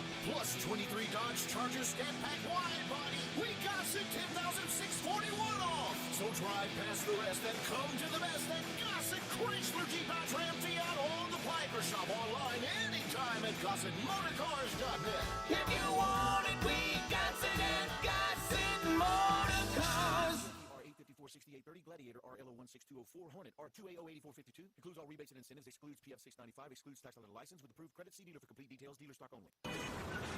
Sports 56 traffic. Good morning, T-Dot. Those help trucks are out here assisting with a couple of disabled vehicles. A little bit more volume just in the last 10, 15 minutes over here on 40 westbound, working your way past Witten Road, Sycamore View Road, trying to get up on that 240 flyover. Some of that traffic is getting off onto Sam Cooper, coming inbound on Sam Cooper on through the Midtown area. That still looks pretty good, at least for now, on 240 North over here at Lamar. Hey, don't miss Pet Photos with Santa this year. It's called Deck the Paws. It's December 7th, starting at 10 o'clock. For more information, log on to memphisHumane.org. They have all the details. I'm Commander Chuck with your on-time traffic. Now back to Sports 56 mornings on Sports 56 and 98.5 FM. This hour is brought to you by James Gaddis Jewelers. Diamonds are forever. Here once again, Greg Gaston and Eli Savoy. Welcome back, everyone. 8:30 the time on this Hump Day edition of Sports 56 Mornings. Greg Gaston, Eli Savoy, Elijah Seegers. We're broadcasting live from the Family Leisure Studios. Family Leisure, 2120 Whitten Road, just north of I-40. It's Wednesday, 8:30. Time for Jerry Palm. It's time for Sports 56 Mornings Weekly Chat with Jerry Palm, college football and basketball writer and bracketologist for CBSSports.com. Here are Greg, Eli, and Jerry. He is Jerry Palm, CBS Sports, CBSSports.com. You can follow him on Twitter at JPPalmCBS. Listen to him every Wednesday. You're now in Univision, man. We can see you all the time. Check out Jerry on Twitter again at JPPalmCBS every Wednesday. He joins us during both the college football and basketball seasons. What did you get out of last night's unveiling of week number 3 of the rankings? Boy, was the committee mad at BYU. I mean, they were so mad they forgot that they beat SMU. They handed them their only loss. I know. You know? I know that they've been messing around the last few weeks, but geez.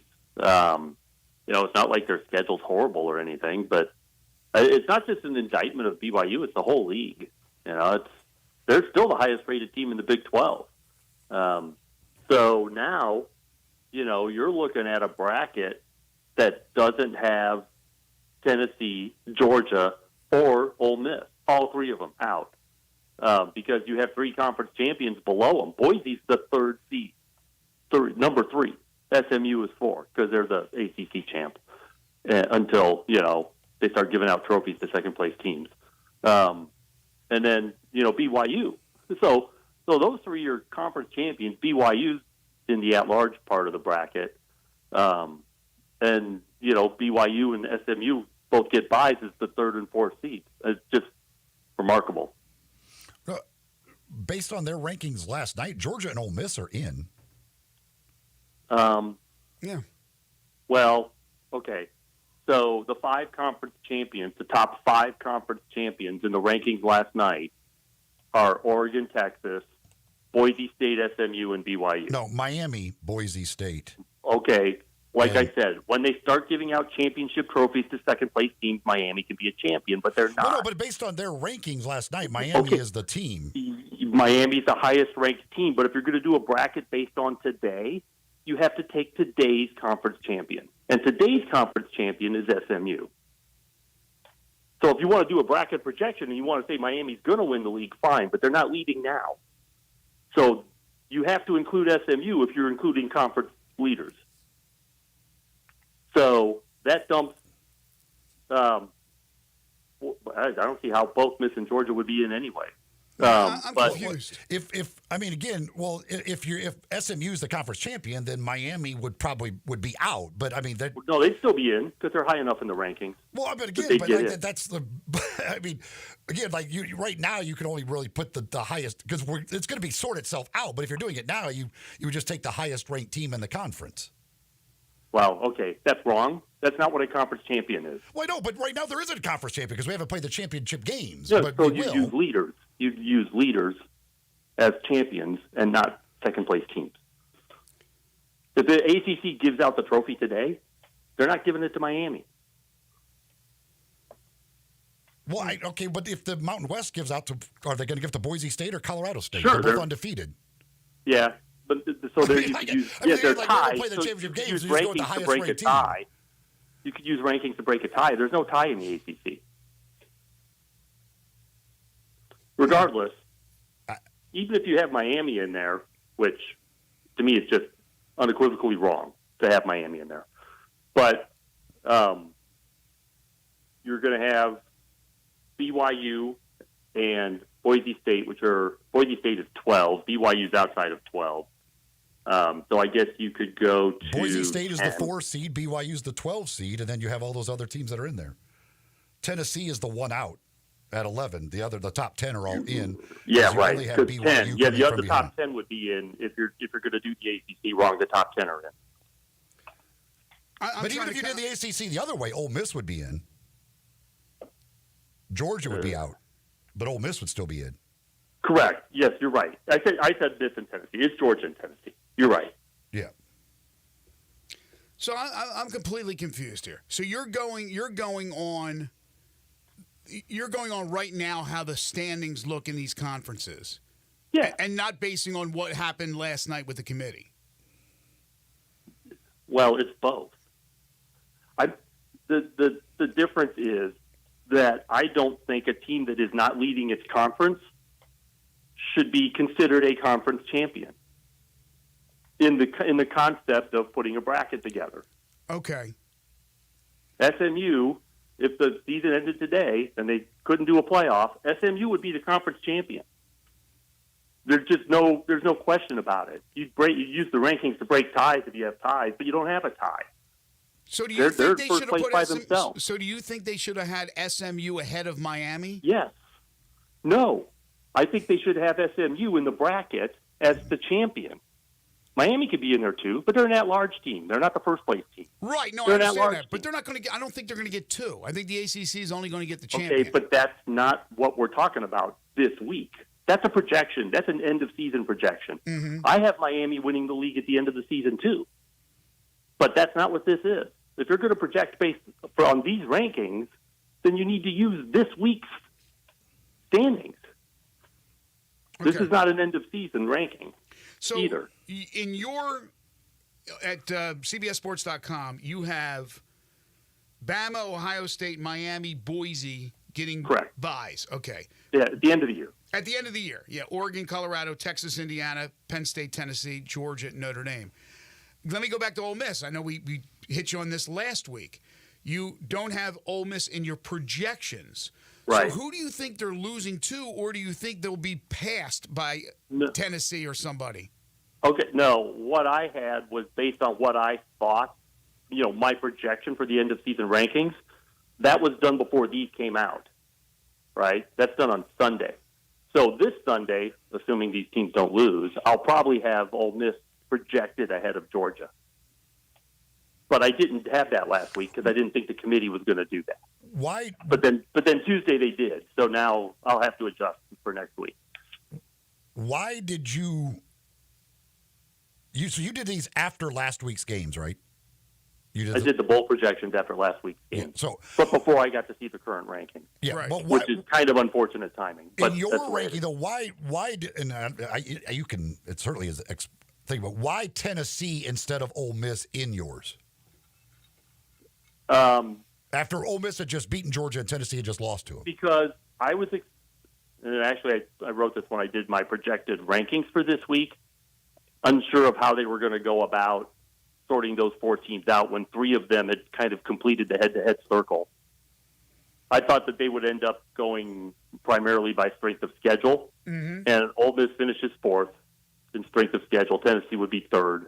Georgia 1, Alabama 2. So they didn't do it that way. What they did is perfectly legitimate. I mean, there were a lot of ways you could sort these teams out, and this is certainly as good as any. It was just not the one that I had predicted, and that's what projections are, a prediction. So I didn't have these rankings when I did the bowl projections. I will, obviously, for next week. So it'd be easier to do bowl projections after the rankings come out, but they want them on Sunday. So, so I'm guessing a little bit. Well, predicting what I think the rankings are going to be. Handcuffed. You're a little handcuffed to do that for on folks Sunday. What you are doing in your projections is this is not what you would do. You are guessing what the committee will do. Oh, always. Yeah. That's brackets are like that. Basketball brackets are that way too. I think people get that distorted, and they think you are doing like how you would rank them and what you Who think. cares how I would rank them? You are doing it guessing what the committee is going to do. Exactly. Yeah, and it's that way for basketball too, and that kind of confusion happens there as well. Well, let me ask you this, and again, in your projection for what the committee you think will do ultimately, right, which is what's on your website, you have Georgia in. Is your assumption that Georgia will win the SEC championship? They won't have a third loss? He's got Alabama. No, because I've got Alabama. Okay, with so a bye. you'll have Georgia as a three-loss team in. No. Why would they have 3 losses? How many losses you got right now? 2. Oh, so they wouldn't make it to the championship game. No, he has Alabama and Texas in the championship. Okay. So here's the way I had the SEC playing out was Texas ends up winning out. They beat A&M. They have 1 loss in the league. Alabama wins a 5-team tiebreaker. And I had to do the math for that. Yes, and that will happen. That would happen unless Did you use all your fingers and well, toes? it could change. It could change over the last 2 weeks. But right now, Alabama would win a 5-team tiebreaker, and then I had them beating Texas. So Texas now is 11-2, so they're still going to be in. And then I believe I had Georgia also in. Yes. But in this case now with the new rankings, I'll probably adjust that and put Mississippi in ahead of them because the committee you'd put Ole Miss ahead of Tennessee. I would go by the order they gave us this week, unless there are upsets that would cause us to rethink it. Based on what they did, you should have Ole Miss where Georgia is and Georgia where Tennessee is. And the problem is I can't make that. I don't make adjustments on Tuesdays, so I'll do it on Sunday. And, we'll have new games and things will change again anyway. But I would not change the order of the 4 teams, those 4 teams, the way they gave them to us unless there's an upset among that group or Texas gets beat and joins the group. And you don't, based on your thing, you don't think that the Big 12 champion will jump Boise State? I'm not so sure about that. In my bowl projection, I think I had them ahead of Boise State. No, you have Boise State getting a bye. Oh, no, because I have Colorado in the league. You're right. So, yes, I did not have Colorado jumping Boise State. SMU. And I think that's even more likely now that the Big 12 champion, I don't know, maybe BYU could jump back up if they went out. But I don't think that Colorado now would get enough, or Arizona State, if it ends up being them, would get enough juice to go past Boise State because they're already behind them. I mean, what are they going to do to jump them? I mean, they don't like the teams that would be playing in the Big 12 championship game enough to say that, well, the winner's definitely got to be ahead of Boise State. SMU, which right now is behind Boise in the rankings, if they win the ACC, they'll be ahead of Boise, correct? Oh, sure. Yeah, they'll be ahead for sure because they're gonna beat, well, theoretically, Miami in that game, and you're beating the team that's ranked ahead of you. You're definitely getting some juice. So yeah, they'll jump up, and then there's, I don't know if Miami falls below them. Probably not. I don't know. I wouldn't swear that because Miami's a weird team, but SMU definitely goes ahead. There's no chance for Boise to go all the way up to 3, is there? Yeah, they could. I mean, I know there's technically a chance, but I mean, in your mind, do you think that's... I think it's unlikely because I think the ACC champ finishes ahead of them regardless of who it is. Yeah, I say it, unless SMU or Miami takes some losses here in the last 2 weeks. Yeah, SMU plays Virginia, I believe. Yeah, unless they take a loss before that game. And there's still a chance, I suppose, that Boise could be 5th among the conference champions. If BYU wins the Big 12 then gets back in favor with the committee, they could jump them too. So there's no guarantee Boise State's getting a bye at all. I agree with that. I think based on what Ward Manuel said last night about how much they're like how you're playing right now is a big deal. And as he said, what carries the day is what they see on the field. I think Colorado wins out. I think they would pass Boise because Colorado, because of the way they're playing right now, I think if they were to win these last 2 and win the Big 12 championship, they probably do pass Boise.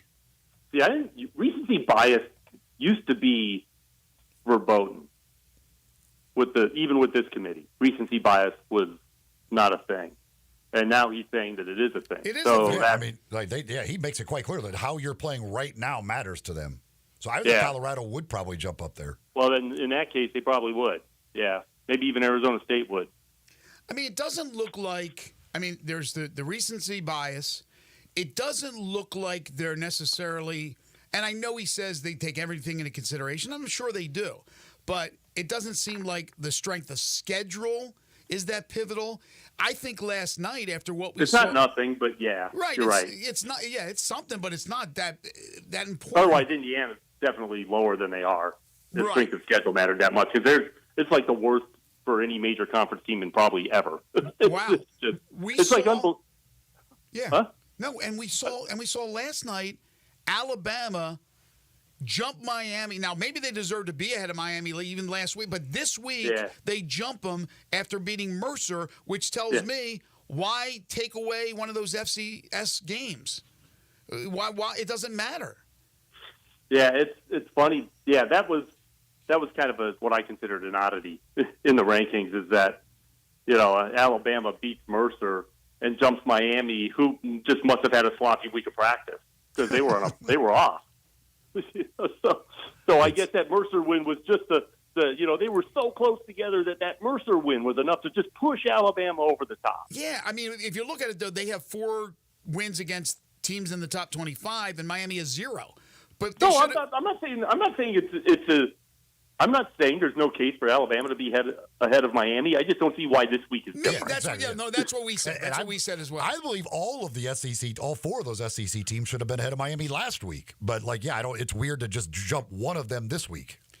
What about Notre Dame? I mean, I know they're starting to crush teams and all that. The schedule, which on paper every season you look at the teams, Florida State, USC, it looks like a formidable, and it usually is a formidable schedule for an independent team. This year it didn't turn out that way. No. They got play 2 Army. of the worst teams in major conferences on their schedule in Purdue and Florida State. Yeah, and they still have the loss to Northern Illinois, who's 7th in the MAC. But it just doesn't seem like it has really affected them at all. Not enough, I would say. Plus, I mean, who are their wins? A&M to start the year. At A&M, great win, no question. But that's it. That's it. I mean, I guess Army might count as a ranked win for a minute. But if they do to Army what they did to Navy, which they certainly can, they're more exposing Army than they are really doing anything for themselves. Yeah. But I'll give them credit. If they destroy Army like they did Navy, I'll give them credit. But you also that win that they have at A&M is better than any Penn State win. That's true. And Penn State's 2 spots ahead of them. Yeah. Nope. So it's better than any Texas win. Who has Texas beaten? Texas hasn't got a great win either. I mean, Texas can answer that by beating Texas A&M at Texas A&M themselves. But now, that win Notre Dame has is better than anything Texas or Penn State has. That's going to throw everything into more chaos if A&M can beat Texas. Now their loss is light years worse than those teams' losses. That's Notre Dame, the separating. Yeah, it's the worst loss of anybody in the top part of anybody we're talking about. All right. Well. Even worse than BYU's loss to Kansas, and I mean it's unquestionably the worst loss of anybody under consideration. A mid-level MAC team, can't be possible for any other teams to have a loss that bad. It is, and it's bad enough that if Notre Dame were to get beat again, like USC maybe could beat them, then definitely be out. Then they're definitely out. Yeah, there's no way. All right. Well, listen, we're out of time for basketball, but I want to talk some basketball next week. No, that's all right. It was a little bit of confusion there at the beginning, talking about what you have and what the rankings were last night from the committee. But you can check out Jerry's projections, all his the committee, by the way, doesn't do a bracket, right? Yeah, ESPN does a bracket. Exactly. Yeah. Right. That's true. But they have the rankings, and then they go ahead and ESPN puts the bracket up, which is still confusing to people with the seeding and the rankings, which are different, not necessarily the same team. I don't know. It's kind of messy right now, but we're getting used to this 12-team playoff, and we'll see what happens for the future. He is Jerry Palm, CBSSports.com. Check out all his projections. And also, of course, we'll have the bracketology and all that coming up for the basketball season that you'll want to check out. You can follow him on Twitter at JPPalmCBS. Listen to him every Wednesday, talking with us during both the college football and basketball seasons. JP, thank you. Have a great week. We'll talk to you next Wednesday. All right, thanks. Take care. Fleet Feet is the place to go for all your running gear. Go get shoes that are just right for you by seeing the folks at either one of their 2 locations in East Memphis. That's in the Laurelwood Shopping Center, out at Collierville, Poplar, and Houston Levy. Next door to the Hueys there. You could go in. They take a look at the way you run, the way you walk, and get you fitted with shoes that are just right for you. Plus everything else that you need, they've got you taken care of. Even advice if you're looking to get started running or training for races. Hey, they're all runners. They can give you advice. They can help you out there. They're just all about runners and the running community here in Memphis at Fleet Feet. FleetFeetMemphis.com is the website. You can find them on social media as well. Keep up to date with things they've got going on and things you can get involved with the folks at Fleet Feet. We've had JP on for years. I mean, years. That is the first time I was completely baffled and confused with what he was saying at first. It took me a while to comprehend what he was talking about as opposed to what we saw last night. I understand his point, but yeah, I mean, that's going to sort itself out. But I understand what he's trying to say, that you're going to do a bracket right now.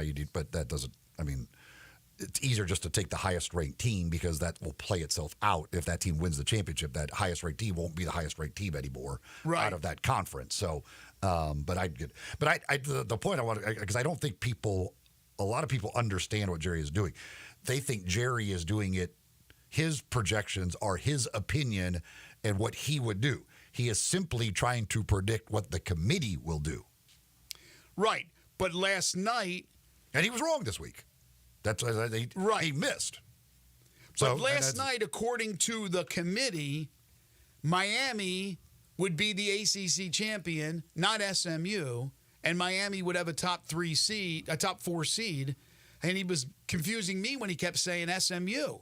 I'm like, what is he talking about here? But yes, he's looking at what the committee will do, in his opinion, when it's all said and done. That's what it will look like. It is still a little bit confusing. All right, we will take a timeout. When we come back, we get some Major League Baseball to talk about. This is Sports 56 Mornings with Greg and Eli on Real Sports Talk, Sports 56, 98.5 FM. Broadcasting from the Family Leisure Studio, we are Sports 56 and 98.5 FM. When you're working outdoors, unpredictability is the norm, so tackle your toughest jobs with the 2025 Honda Pioneer 700.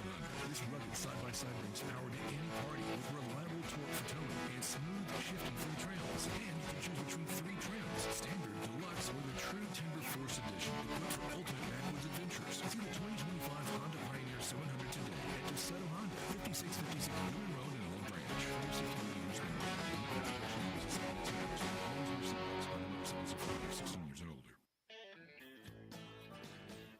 This is Troy Five-Ash, owner of Five-Ash Roofing. I have been told that my ads are all business and I should share some of my personality. Okay, I love tongue twisters, like the one about the terrific tasting toast by Taste Tester Toaster, or Big Black Bugs, Bleed Blue Blood, and of course Sally and her seashells. Or of course the ever-present I'm a Mother Pheasant Plucker, I plug Mother Pheasants. Okay, enough of that. If you want an honest, fair, reasonable roofing, siding, or gutter estimate, call Five-Ash Roofing at 367-0050. That's exactly what you'll get. No empty promises, no high-pressure sales tactics, and no fast-talking salesman trying to convince you that today and only today is the best day for you to get a new roof. For the record, the best day to get a new roof is when you're ready for one. Five-Ash Roofing, fair, honest, and ethical. 367-0050 or memphisroofer.com. Five-Ash Roofing is what we do. We're here for you. They're taking care of business in Memphis, right on the river with Grind City Brewing and all of their great products. Look, this was a dream come true for a father and son duo. And if you have not been to that brewery right on the river, just to the north of downtown, you're really missing something special. And now you can't miss their product. Wherever you go, you see a brand new label. It's clean, it's beautiful, it's distinctive. You'll know Grind City Brewing, and of course you know their products like Poppy's Pills, that great Pilsner, or Tiger Tail, that very creative craft malt liquor. There's the new Thaddeus Amber Lager. That is absolutely a great light beer. There's the India Pale called Godhopper. It's outstanding. And then there's the Belga, the Belgian-style wheat ale. They keep bringing hits at Grind City Brewing. Are you getting the lowest possible rate on your mortgage? At Southern Security, we offer low rates, flexible terms, no PMI, and unbeatable service. Refinance your current mortgage with the Mid-South's best mortgage lender. For more information, visit us online at southernsecurity.org or call us at 901-452-7900. Southern Security is an equal housing lender. Southern Security is a proud supporter of University of Memphis Athletics. Southern Security, your home team credit union, federally insured by NCUA.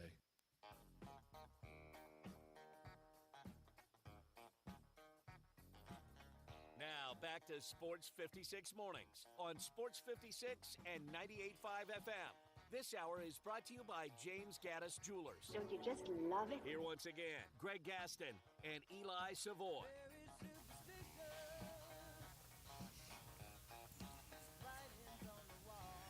Yesterday, the managers of the year were announced. National League, American League, and the winners were Pat Murphy of the Brewers and Stephen Vogt of the Guardians, both with runaway wins, each taking 27 of the 30 first-place votes. No surprise, I think, for Vogt. I thought he did an outstanding job. Pat Murphy obviously did a very good job for the Brewers as well. That one I thought could have been a little tighter, but there you go. I'm really surprised that Quatraro did not get more votes than what he did for the Royals. He took a 106 loss team to the playoffs.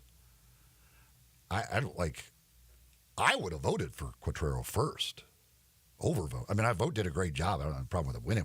I'm stunned that was as wide a margin as it was, that Quatraro only got 2 first-place votes. How about in the National League? And he got 6 third-place votes. Yeah. I don't see how you could a 106 loss team to the playoffs. If that's not one of the 2 best managerial jobs, I'm confused. Yeah, but Vogt beat him out. The Guardians were the winners in the AL Central. Yeah, they were 20 wins better the year before. They were 5 wins better this year. Yeah. I don't know. I have no problem. I thought Vogt did a great job. What about in the National League? I would have I thought Pat Murphy would be unanimous, and he almost was. 27-30, both of them. Tonight it's the Cy Young Awards, and they are expected to be runaways as well. Skubal for the Tigers, Sale for the Braves. I don't think there'll be any surprises there. What do you think? Yeah, I think both of those will win it. I'll be interesting to see where Class A. How many votes he gets as a reliever who was unbelievably dominant during the regular season. Postseason didn't go so well, but that doesn't matter in this. But I'll be interested to see how many votes he gets with the season he had as a closer. And then you have tomorrow the MVPs, and that should be a runaway as well with Shohei Ohtani and Aaron Judge. Yeah, I would imagine. Shouldn't be any drama, right? I would think Shohei probably is a unanimous selection. Judge will be unanimous or very close to it. Witt might pull a couple of first-place votes just from some people that know he's not going to win but want to give him the respect for the unbelievable season that he had. According to Yahoo Sports, Hall of Fame linebacker Ray Lewis has emerged as a candidate to become the next head coach at Florida Atlantic. Interesting. We would have a new leader in the House for strongest head coach from the American Conference. Ray Lewis. That'd be kind of cool for FAU. And then one also other. a new leader for the coach with the most murder accusations. or actual murders. I kid because I care. And then one other note before we get set for hour number 3. DeMichael Cole will join us to talk Grizzlies. Then Jonah Dillon on Tigers football and a little bit on the Grizzlies as well with Jonah. We were talking earlier about the Lakers. They won again last night. They just don't lose games in the Emirates NBA Cup while the Grizzlies don't win games. Lakers are now 9-0 over the last 2 years. They won the Cup last year. Dalton Knecht, 37 points last night, the rookie from Tennessee. He had a record-tying 9 threes. LeBron James, quote, "The other 16 teams effed up. Did anybody watch Dalton Knecht? Question mark." So the Lakers got Dalton Knecht with the 17th pick. So far, so good. And he's got LeBron James on his side. He got off to a slow start, but yeah, now he is heated up and 21 for 31 from 3 the last 4 games. And yeah, I said it the day after. I have no clue how in the world he fell to 17. Corky's Ribs and Barbecue for lunch, for dinner. It's always a good time for Corky's, and they have specialized in catering as long as they've been around. That's 40 years, 4 decades of that great, delicious, slow-smoked barbecue. And even an event coming up, you have an office outing, Christmas party, whatever the case may be, you want it catered, Corky's can take care of it for you, and they will start you out as low as $8.99 per person. Again, for that great slow-smoked barbecue, those ribs are unbelievable. The wings, the cheese and sausage plates, so many different options at Corky's. Lunch specials every day, party packs that start at just $7.49. And when you head over for lunch or dinner, You get your entree, add a third of a rack of ribs for just $7.99. Located at Poplar Avenue in Memphis, Poplar Avenue in Collierville, Germantown Parkway in Cordova, and Goodman Road in Olive Branch. Also, you can reserve their private party room for a little Christmas get-together, anniversary, birthday party. That's at either the Cordova or Olive Branch location, so give them a call today. Corky's Ribs and Barbecue, open for lunch and dinner 7 days a week. Hour 3 on the way. This is Sports 56 Mornings with Greg and Eli on Real Sports Talk, Sports 56 and 98.5 FM.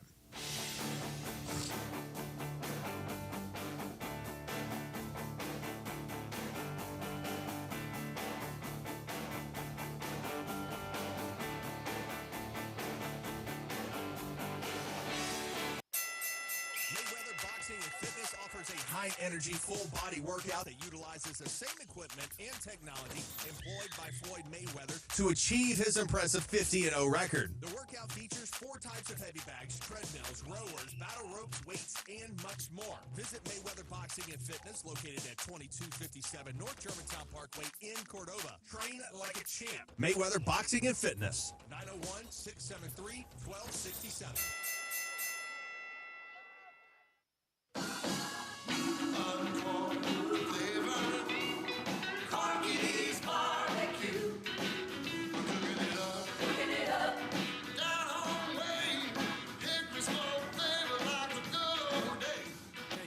Stovall here with Corky's Barbecue. Catering is our specialty. Memphians have trusted Corky's to cater their events for 40 years because we make it easy for you and delicious for your guests. Whether it's 50 people or a crowd of thousands, our experienced team comes to your location, sets up, serves, and ensures everyone enjoys a Corky's all-you-can-eat barbecue buffet starting at only $7.99 per person. You can't beat it. With 40 years of experience, it's easy to see why customers choose Corky's time and time again for all of their catering needs. Visit Corky'sBBQ.com to book us for your next party.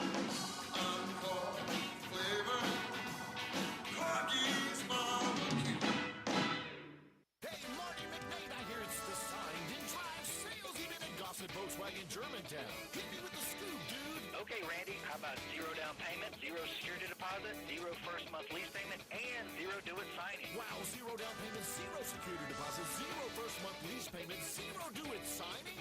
That's right, Randy. Plus 2024 Taos S, 0 down at $337 per month. And I hear you got 5,000 off 2024 Peak Editions and 0.9% for 60 months on 2024 Atlas and Cross Sports. You heard right, Randy. 5,000 off 2024 Peak Editions and 0.9 for 60 months on 2024 Atlas and Cross Sports. Great Scott, McNabb, you got it going on at Gossett Volkswagen Germantown. You need to get out there and see him. 7420 Winchester Road or shop online, GossettDWG.com. 7,500 miles per year. My rich house, number RE123, MSRP 2683, 3 days in the comes out of license registration fees, excludes BS 695, CD for details, dealer stock only with approved credit.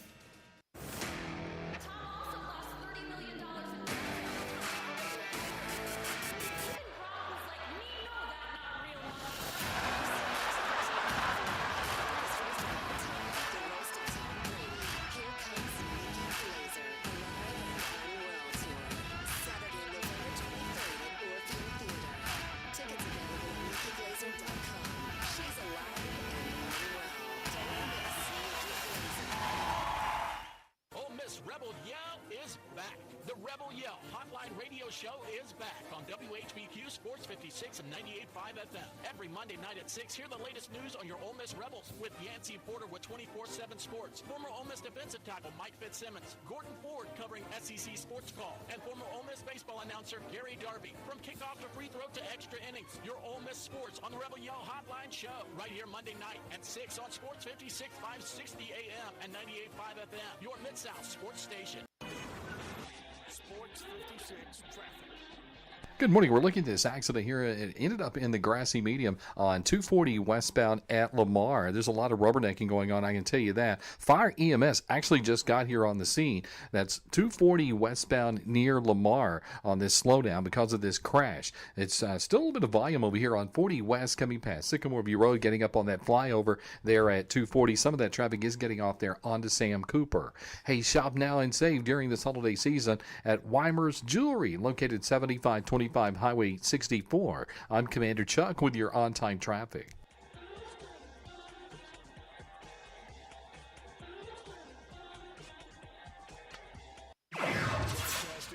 Family Leisure Studios. We are Sports 56, WHBQ Memphis, and W253DF Memphis.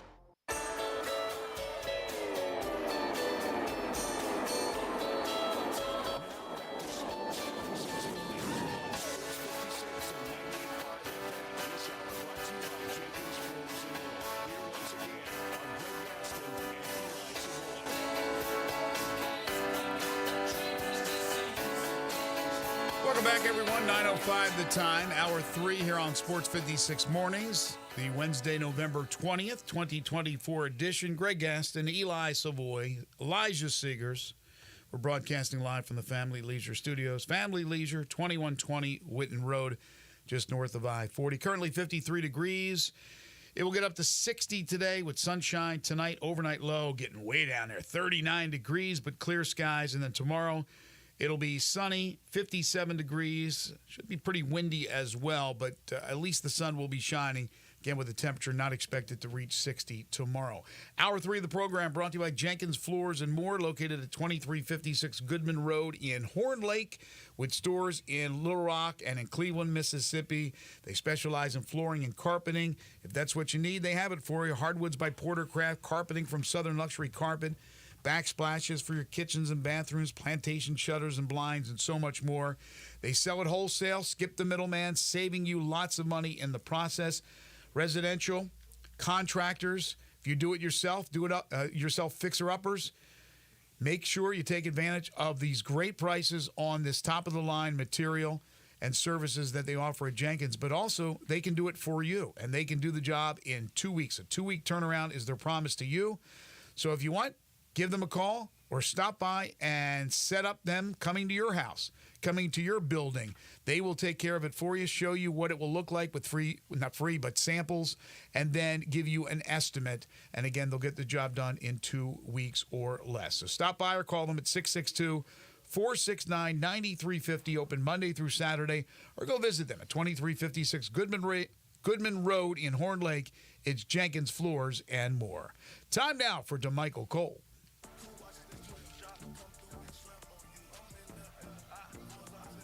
It's time to talk some Grizzlies basketball. Joining Greg and Eli is DeMichael Cole, Grizzlies beat writer for the Commercial Appeal. Here's DeMichael with Greg and Eli.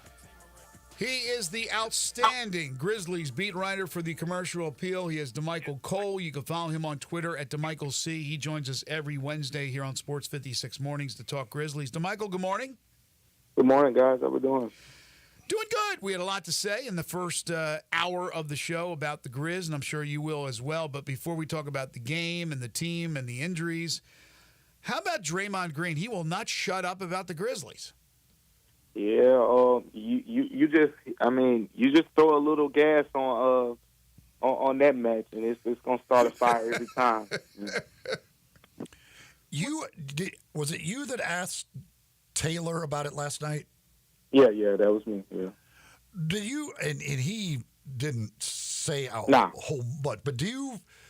I mean, I have to believe that, like, deep down, he's probably a little PO'd about this. Oh yeah, for sure. But Taylor's, his approach is.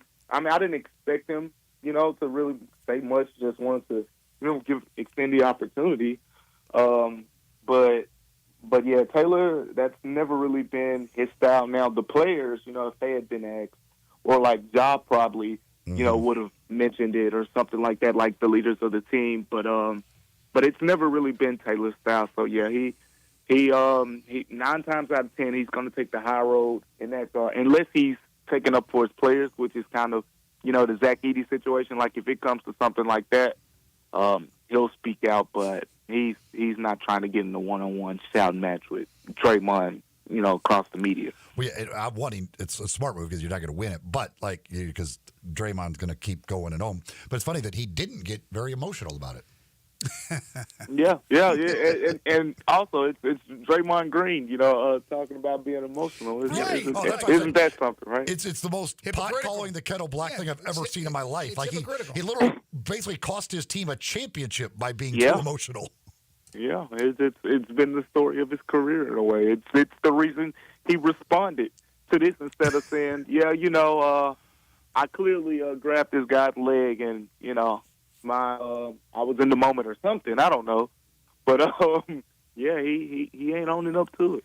So he's basically saying that I did it, but he tattled or and there he talks about this code, and what code are we talking about? These are bigs in the NBA. They should be allowed to do more with physicality and going maybe beyond the rules of the game. I don't understand what his complaint is. I mean, he did it. He grabbed the guy. He prevented him from going up the court. He tripped him. He didn't get called for a foul in the game, right? So it didn't cost his team in the moment. And then he got the transition take, right? Yeah. Mm-hmm. So what is his argument here?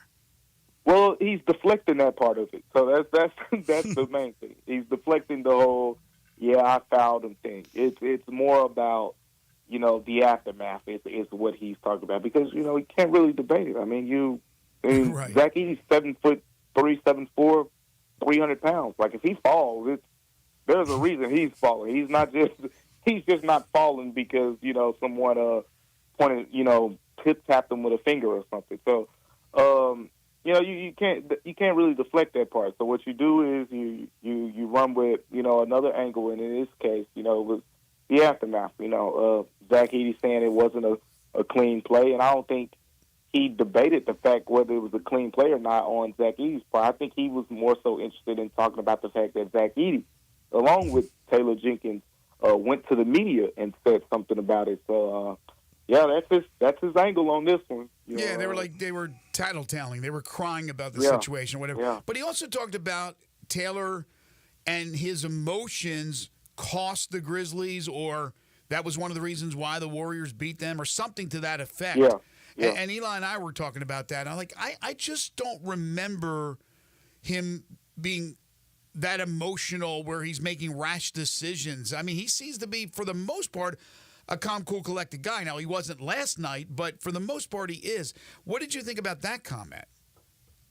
Yeah, I mean, to me, it sounded like one of those things that, somebody says something about you, and you're like, well, to be honest, I didn't like you over the last 5 years. I've just been waiting to say it, or something like that. Like it came out of nowhere to me. But like he said that Taylor Jenkins, has made the Grizzlies, too emotional or whatnot. Draymond has thrown several shots at the Grizzlies, and they've thrown several shots at him. So he's had plenty of chances to say, anything kind of similar about Taylor Jenkins over the years, and especially, after those two real competitive years between the teams. But I don't really ever remember him mentioning anything of the sort. It was always more, him and Dylan Brooks or, certain things like that. But it was never him and Taylor Jenkins, or him even saying, much about Taylor Jenkins. So it came as a surprise to me that he said it.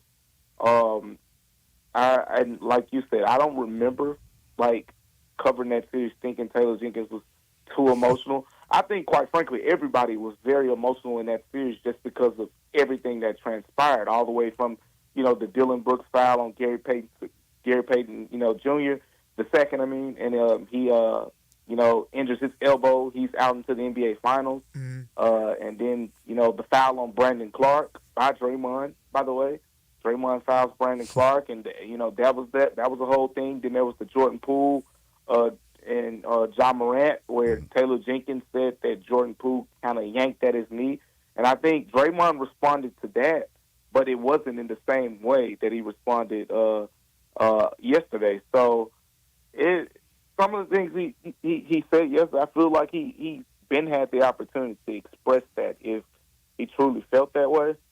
But yeah, everyone was emotional in that. I'm not saying he was wrong about Taylor Jenkins being too emotional. I think everybody was too emotional with that series. It was just too much going on. It was less about basketball and all the he did it, she did it, the blame game, Yep.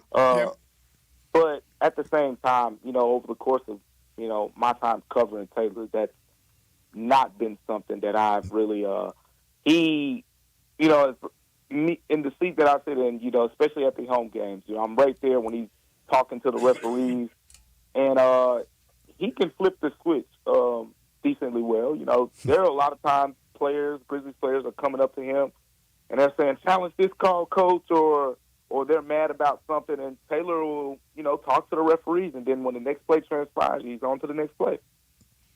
Again, the guy with Draymond's history talking about somebody else being too emotional is it's unbelievable. The dude punched one of his teammates. I mean, he's like been suspended many times. Come on.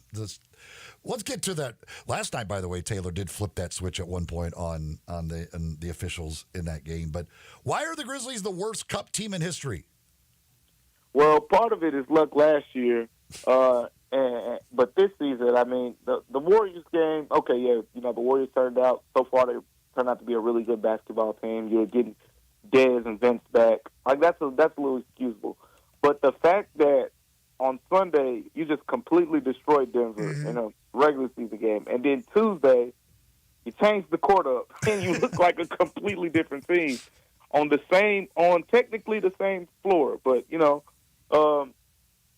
I mean, I couldn't really make too much sense of it. I know that, you know, if you want to get into the technicalities of it, Denver was, you know, much more physical in this game. They played Russell Westbrook more, which I know some people in Denver were kind of advocating for after that first game, moving Jamal Murray off the ball more and having Russell Westbrook play bigger stretches. And the result was Westbrook with 14 assists and Jamal Murray, one of his better scoring games of the season from an efficiency standpoint. So it seemed like Denver hit some on the right things there. But, look, the Grizzlies in 2 Cup games are shooting 16 of 80 on three-pointers. That's 20%.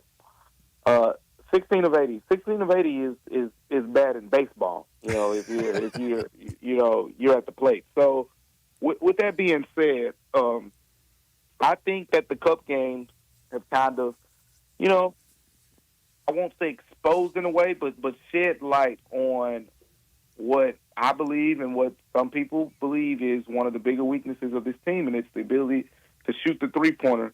And it's noteworthy because a lot of the issues with the Grizzlies early in the season, you could just say, oh, you know, they gave up 13, 14 offensive rebounds last night. Oh, Zach Edey will be back. That'll help in that area. Or, oh, they had 22 turnovers last night. Like, oh, you know, Ja Morant will be back, and, you know, he'll have his share of turnovers, but Ja having the ball more in his hands puts other guys in situations where, like Jaren Jackson Jr., won't be in a situation where he'll have 7 turnovers because he won't, you know, have as high of a usage when Ja Morant's on the floor. So all of those are more correctable, but the shooting, you're not dependent on Ja Morant or Gigi Jackson. Cam Spencer can shoot, but he's not going to play enough to you know, directly change that. So to me, that's the one area so far. Like, everything else to me feels correctable.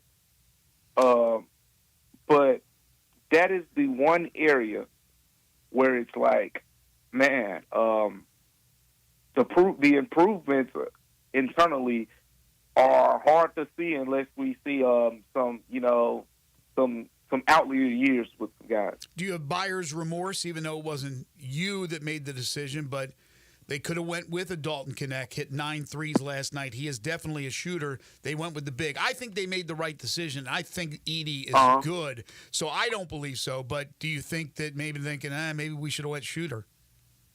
I would say so because being the offensive rebounder, like right now they're a really good offensive rebounding team, and Zach Edey has one of the best offensive rebound percentages in the NBA right now. So, you know, it's give and take. Like you would have, in theory, helped your shooting, but then everybody will be talking about why the rebounding. Yeah, they had deficiencies in both areas, right? They had to get a big, so I agree with that. What about the fact that Brandon Clark's now starting? Now, Edey's obviously out again with another ankle.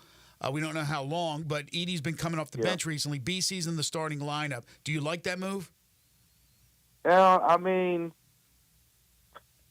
it's fine. Like, I like it from a defensive standpoint, and I know that's where Taylor Jenkins' mind is. Like, when you have Jaren Jackson and Brandon Clark out there, you have the ability to switch everything with the bigs, and it just makes for a cleaner defensive operation. That's why the net rating numbers, you know, over the course of the full season with Jaren Jackson Jr. and Brandon Clark have been so good. And pretty much over the course of their careers because they're two bigs who can move really well, and they've proven over the course of their careers they can guard in the post, and they also can guard on the perimeter and kind of hold their own out there against, more mobile players. So I think that's the thinking, with that move. But, there's certain limitations, especially now, Brandon Clark's, offensive game has not been what it's been over the course of his career. So that's part of it, as well. But, I mean, you don't have too many other options. I would like to see them go, maybe Jaren and Santi, being that Santi's had a really good start to the year, but Santi, a lot of his best work came when he was starting at the 3. So, I think that's something I would explore, but I don't think the BC Jaren combination is negatively impacted them too much. You mentioned on the 3-point shooting. I mean, obviously, from last night's game, they absolutely cannot afford to have Luke Kennard and Desmond Bane go 1 for 9. And it's really Bane, since he's been back, just hasn't been able to make shots. Him shooting 31% for the year, that's not going to cut it. He's got to be knocking down threes because, again, there's not a bunch of other options to do it. Yeah, and he knows it. He's very well aware of that. But there's no panic from him. I actually asked him about this, after the game, and he said his exact quote. He said, I feel like we have this talk every single year. What's it going to take? How long is it until you get back in your rhythm or whatnot? And then he said, it'll come. I put the work in and the time in. I've been doing this for 5 years now, so it'll start to click. Very composed through this, and, actually he's right. If you remember when he came back from the foot injury, when he came back from the ankle injury last year, there were slow stretches in there, and he eventually turned it on. He'll be fine. He'll be fine. Yeah, Desmond Bane the sample size is too big. Yeah, exactly. With his shooting profile, this is a guy who's pretty much shot over 40% from 3-point range in the course of his year. He's least of my worries when it he just may never do it in an NBA Cup game. Yeah, maybe not in an NBA Cup. Maybe it is the court. Maybe those courts are distracting for the Grizzlies 3-point shooters. Yeah, You're reaching, my friend. They haven't shot. They've had one game. I think the game against Portland last season was the only one they shot above average from 3-point range. Those darn courts. It's those crazy. Ugly courts. Hey, DeMichael, real quick before we let you go, a couple of injuries. Obviously, the Vince Williams injury last night, very concerning. Have you heard anything preliminary on how serious it is? Yeah, not too much on the seriousness of the injury. I think, from a positive standpoint, with Zach Edey in particular, he, wasn't in a boot.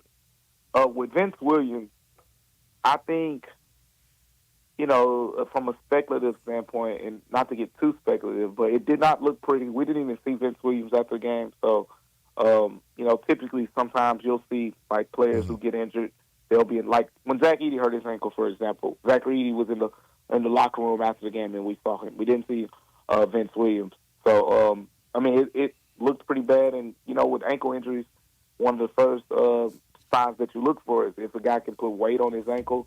He wasn't able to put much weight, on his ankle right after the game. So, definitely from the people I talked to, there are, there's some concern there. Okay. But we'll learn more as they do the imaging and all of that. But I think, at first look, if I could put it like that, there's probably more concern with his ankle injury than Zach Edey. No question about it. And then, Ja, you expect back when? It's got to be soon, right? I think sometime next week, maybe late next week. To play it safe. Let's see, that'll be the homestand. You got Thanksgiving around that time. You got the Wednesday and Friday games. I think somewhere around there, roughly. I think that Friday game is actually an NBA Cup game against the Pelicans. So maybe you get them back for potentially your first NBA Cup win. How about that? Just in time. Hopefully it'll happen. It wouldn't be fair because the Pelicans, all the injured guys should sit out that game because the Pelicans are all injured. The Grizzlies are all injured. It'd just be it's the hustle versus the squadron. Oh man. Yeah, and you got Trey Jemison over there too. I don't know if you guys noticed that. So he's becoming like the guy you call in the backup quarterbacks in the offseason that get signed when the quarterbacks go down. Like Brian Fitzpatrick used to be, and other guys. He's becoming that type Emergency of guy. center. He could be like, he could be on those commercials now. I don't even know what those commercials are for with the backups. Maybe Trey Jemison maybe Trey Jemison could get a role in one of those commercials. He is DeMichael Cole, Grizzlies beat writer for the Commercial Appeal. You can follow him on Twitter at DeMichael C. Listen to him every single Wednesday talking with us right here on Sports 56 Mornings. Thanks, DeMichael. We'll talk to you next Wednesday. Okay, take care, guys. You too. All right, you're out of here. That's right, little hustle magic. Little daytime, 7,000 kids or 6,000 kids screaming at the top of their lungs. Should be a lot of fun. Hopefully you'll have your hearing for tomorrow. Hopefully. Have a good one. That is Eli Savoy off to do the hustle game as they'll take on Osceola. The hustle at 1-3 on the season. Little early game at the Landers Center. When we come back, Jonah Dillon will join me from the Commercial Appeal. This is Sports 56 Mornings with Greg and Eli on Real Sports Talk, Sports 56 and 98.5 FM. Broadcasting from the Family Leisure Studio, we are Sports 56 and 98.5 FM. Fall is football at the Owner's Box Sports Bar and Grill in Lakeland, Town Square. Monday through Friday, it's happy hour from 3 to 6 with $1 off all draft meals, $5 off well drinks, $4.50 for house wine, and half off pretzel bites, mozzarella sticks, queso, corn dogs, and pickles. Enjoy Friday night lights from 7 to closing. Dine in and buy 12 wings and get 5 regular wings for free. Come watch college football and every pro game on the weekends. All at the Owner's Box Sports Bar and Grill in Lakeland, Town Square. Highway 70, fall is football. I'm Gary York. I'm the service director at Lexus in Memphis. Our service department wants to be more than just a place where you get your oil changed. We do glass repair, windshield replacement, recalibration of your camera and sonar systems, even wheel repair, tire replacement, all the things you would expect from a luxury automotive dealer. Please check out our website. You can schedule your appointment, check out our specials, hours of operation, or if you'd like to do it in person, please reach out to one of our associates at 901-271-5199. Jason's Deli. When you're dining in or picking up curbside, you can expect wholesome food and no surprises. Just delicious sandwiches, crisp salads, and quick quality meals made with the freshest ingredients and no artificial trans fats, MSG, high fructose corn syrup, or artificial colors and dyes. Around here, a lot of thought goes into what we put into our food and what we take out of it. Because you're not just taking the bite, you're getting a taste of who we are. New items are constantly being created to expand our menu for all tastes and special diets, vegan and gluten-free options available, convenience, and on-time delivery you can count on. It's just a click away at jasonsdeli.com. So whether you need to feed 5 people or 5,000, the team at Jason's Deli, they have the credentials and the commitment to keep you satisfied. Freshness is nearby at Jason's Deli, locations at Ridgeway and Park Place Center, Whopper in Highland, Germantown Road in Cordova, and Goodman Road in Olive Branch. Jason's Deli, it's wholesome food and no surprises. Looking for an engagement ring that'll really knock her socks off? You need to be at Genesis Diamonds. It's such a privilege at Genesis Diamonds for us to work with the world's finest designers, to be able to offer brands like Tacori and Verragio, and we're excited to be able to give you something really discount. Genesis Vice President David Cooper. The craftsmanship, the detail, the quality, the individuality is bar none better than anything else. Genesis has been selected as an exclusive provider for every top designer from New York and California with over 4,000 names to choose from. And if that's not enough, they can create something that's truly one of a kind. We can custom craft you literally anything you can imagine. We have the capabilities to realize any dream you have. Things that other stores might call new, we've been doing for 3, 4, and 5 years already. So don't settle for a mediocre style design. You deserve. I'm David Cooper from Genesis Diamonds, and I'm excited to see you in the show. It's extended. Hi, this is Troy Fiveash, owner of Fiveash Roofing. Did you know there are so many roofing companies in Memphis that I don't even know them all? So that begs the question, which one should you choose? So I thought I'd give you a little background about me. My grandfather was a World War II Marine. My father worked for the University of Memphis for nearly 30 years. My mother, a pianist at Raleigh Baptist Church. Seems like forever. I went to Brownsville Road, Craig Mott, and Bartlett High School, class of 81. We support the local school systems, youth athletics, and believe in what St. Jude and Le Bonheur stand for. I'm a Tiger and Grizz fan. The point? Memphis is my home. Fiveash Roofing will be around if you ever have a problem with the service we provide. 5 Ash Roofing, fair, honest, and ethical with deep local ties in our community. 367-0050 or memphisroofer.com. 5 Ash Roofing is what we do. We're here for you. Now back to Sports 56 Mornings on Sports 56 and 98.5 FM. This hour brought to you by Jenkins Floors and More. Here once again are Greg Gaston and Eli Savoy.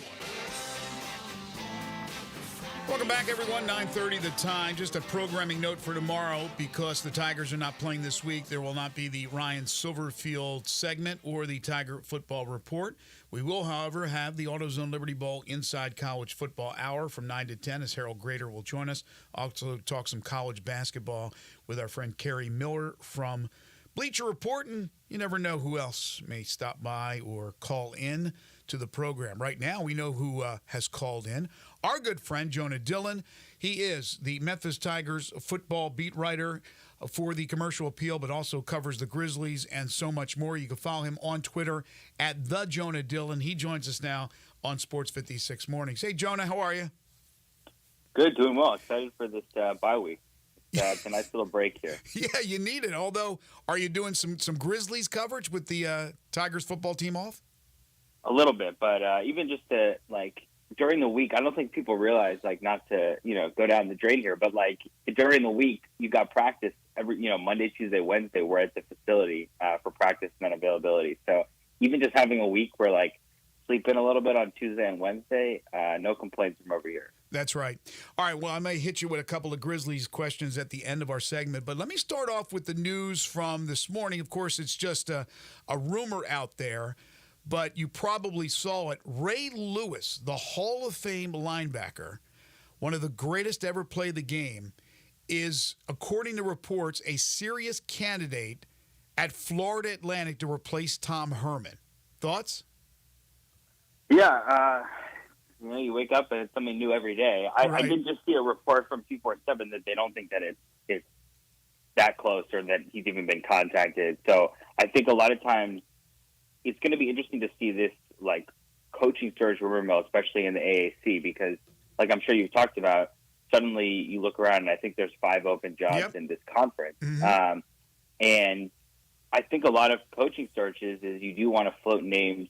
Part of it is people float things like this, see what happens, see what the response is. And part of it is because it gets people talking about your team. If Adam Schefter is tweeting about Ray Lewis and he's tweeting about Florida Atlantic, that means everybody who follows him is seeing something about Florida Atlantic, and now they're thinking about how they have an open coaching search. And realistically, maybe they didn't before, because it's not like that's the biggest job, or obviously it's in the group of 5. So I think this is natural. It's going to be really interesting to see how those 5 schools approach this coaching search, because this is a really critical moment with revenue sharing coming up for how people are going to approach roster building and program building and things like that. And a lot of them are in a situation where you have to get it right now, or else you're going to be further behind the 8 ball. So, Ray Lewis, it would be a good story for us if Memphis is playing FAU and Ray Lewis is on the other sideline, but we'll see. Well, 5 openings, as you've said, to this point is absolutely crazy. There was a game recently played between Florida Atlantic and Temple, and both coaches ended up being fired. Stan Drayton the next day after Temple had beaten FAU. And again, in the world we live in now, where you have the portal, and the portal going to open soon, and you have obviously other recruiting going on, NIL money, all that, they're making moves during the season. There's no hesitations whatsoever. Now, Florida Atlantic's interesting because you've had names. You've had Lane Kiffin as the head coach. You had Tom Herman. It did not work out. I'm not sure where they are financially, but it's enough to bring in those coaches. Although they didn't break the bank for those coaches, it's still able to get the big names because probably the attractiveness of Boca and where it's located and the beauty of Florida, I think would also enhance some other coaches to be interested in that kind of gig.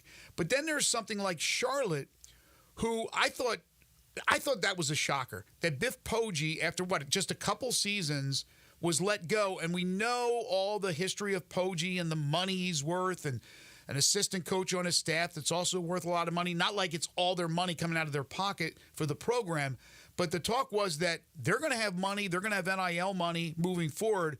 So what, I wonder, was the miss with Poggi that they didn't give him more time?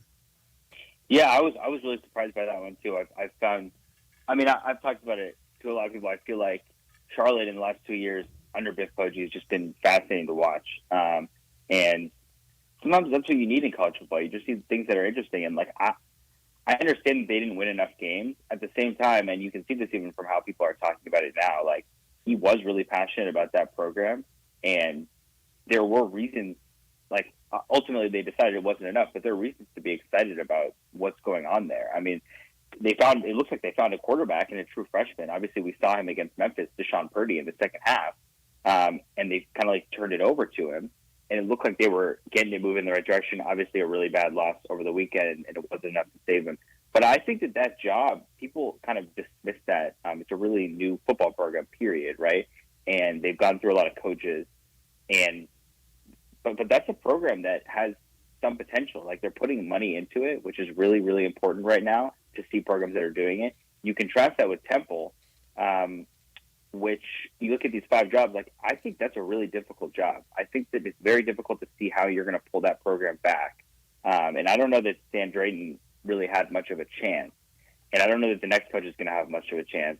You're talking about a situation, there was an article in the Philadelphia Inquirer about how they should shut down the program, which obviously, Ryan Silverfield often talks about how there was an article back in the day about Memphis shutting down the program. It speaks about a lack of investment, but in a place like that, like Temple, and I've talked about this with a couple people, that's the kind of program where you need to put money in now or you're just falling further behind. That program has been okay in the past, right? Matt Rule was there and it was really good. But the reality is, the further you fall behind, the more difficult it is to catch back up. And a lot of these programs, like I said, even somewhere like Charlotte, they're investing in their football program and they're putting money into the stadium and things like that. And so I think it's going to be interesting to see who they go after and who's interested in that kind of a job. Because the thing with these jobs is, like Stan Drayton, he's been around for a long time and he worked really hard and he got his opportunity. He might never get another opportunity. And so if you're in that situation, you've got to be really intentional about which job you take at which time, because you never know if it's going to be your only chance. Yeah, no question. Jonah Dillon joining us on the Sissy's Log Cabin guest lines. Of course, he's the Tigers football beat writer and Grizzlies reporter for the Commercial Appeal.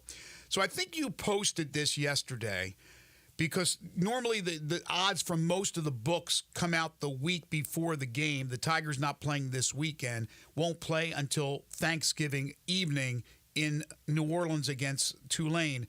But you posted where one of the sources had 14 and a half points. Memphis, a 2-touchdown underdog to Tulane. How surprising is that to you? I was pretty surprised to see that. I think some people are responding, obviously that's what it was going to be. Obviously, some people are just waiting to respond to my tweets and tell me that I don't know what I'm talking about, so I think that that's part of it. But I think, I was more thinking about it in the context of, where these programs are and what we were talking about at the beginning of the season, about Memphis being the favorite to win the conference and go to the college football playoff and all that. Now, obviously, this game was always going to be competitive, and I think even at the beginning of the season, even if you picked Memphis to go to the playoff or to win the conference title, you could have said, well, they'll probably be an underdog at Tulane, on the road, which is fair. 14.5 points for a conference game for a team that's at this level, Boise State doesn't go on the road as 14.5 point underdogs. That's just what it is. And I think there's reasons why it makes sense, because Tulane has blown every team out that they've played. So they won by 8 points against North Texas. That's the only close game, and North Texas scored with 40 seconds left. So that's it makes sense in that context. But I think it's surprising when you think about it more. And that's why when I was kind of tweeting that, I was thinking just in the context of how this season has gone and where the program is, the fact that they're 14.5 point underdogs in a conference game. And again, it hasn't happened in more than 10 years that Memphis has been that big of an underdog in a conference game. The last time was against Louisville in 2013. And so it is a pretty big moment that's happening. And it's pretty interesting, and I think speaks to what we're talking about with these two programs right now. Does it say more about Tulane or about Memphis? I think it says more about Memphis, because I think Tulane they've been really consistent. Obviously, there were questions coming into this season about new coach, new quarterback, but they've done really well. You're talking about a team that's now gone to the AAC title game 3 straight years in a row, right? So that's consistency, even across multiple coaches and quarterbacks and coordinators and things like that. Whereas Memphis, to be fair, there's some level of consistency right? Like they're headed towards probably a similar record as last year. But that's not the expectations that people had at the beginning of the year. And I just don't think if you ask people at the beginning of the season, do you think Memphis is going to be opening as a 14.5-point underdog against Tulane? They would have said, that sounds good. You know, that's where we should be. I think that it speaks to where Memphis is in terms of how this season has gone. So, to that point, how this season has gone, obviously they've won 9 of 11. They have beaten up teams that they should, quite frankly, beat up. If you look at the combined records of those teams, it is not good, but they've taken care of business. And they lost, obviously, the 2 games to Navy. And the one game they really outplayed was certainly in San Antonio against UTSA. We had Justin Fuente on last week, who's a former Memphis Tiger coach, as you know. And we talked about the situation in Memphis, that there are people out there that certainly are crying from the mountaintops that they would like to see a change despite a 9-2 record going into game number 12. Many think that's ludicrous. But he made the point that people can be extremely disappointed that they didn't reach their goal of making it to the conference championship, while also acknowledging that it's still a solid season. I mean, you can't sneeze at 9-2 or possibly back-to-back 10-win seasons. How do you look at it? Because you hear all the uproar. I'm sure you've gotten lots of emails and texts and things about it. What is your thoughts on what has happened this year to this point?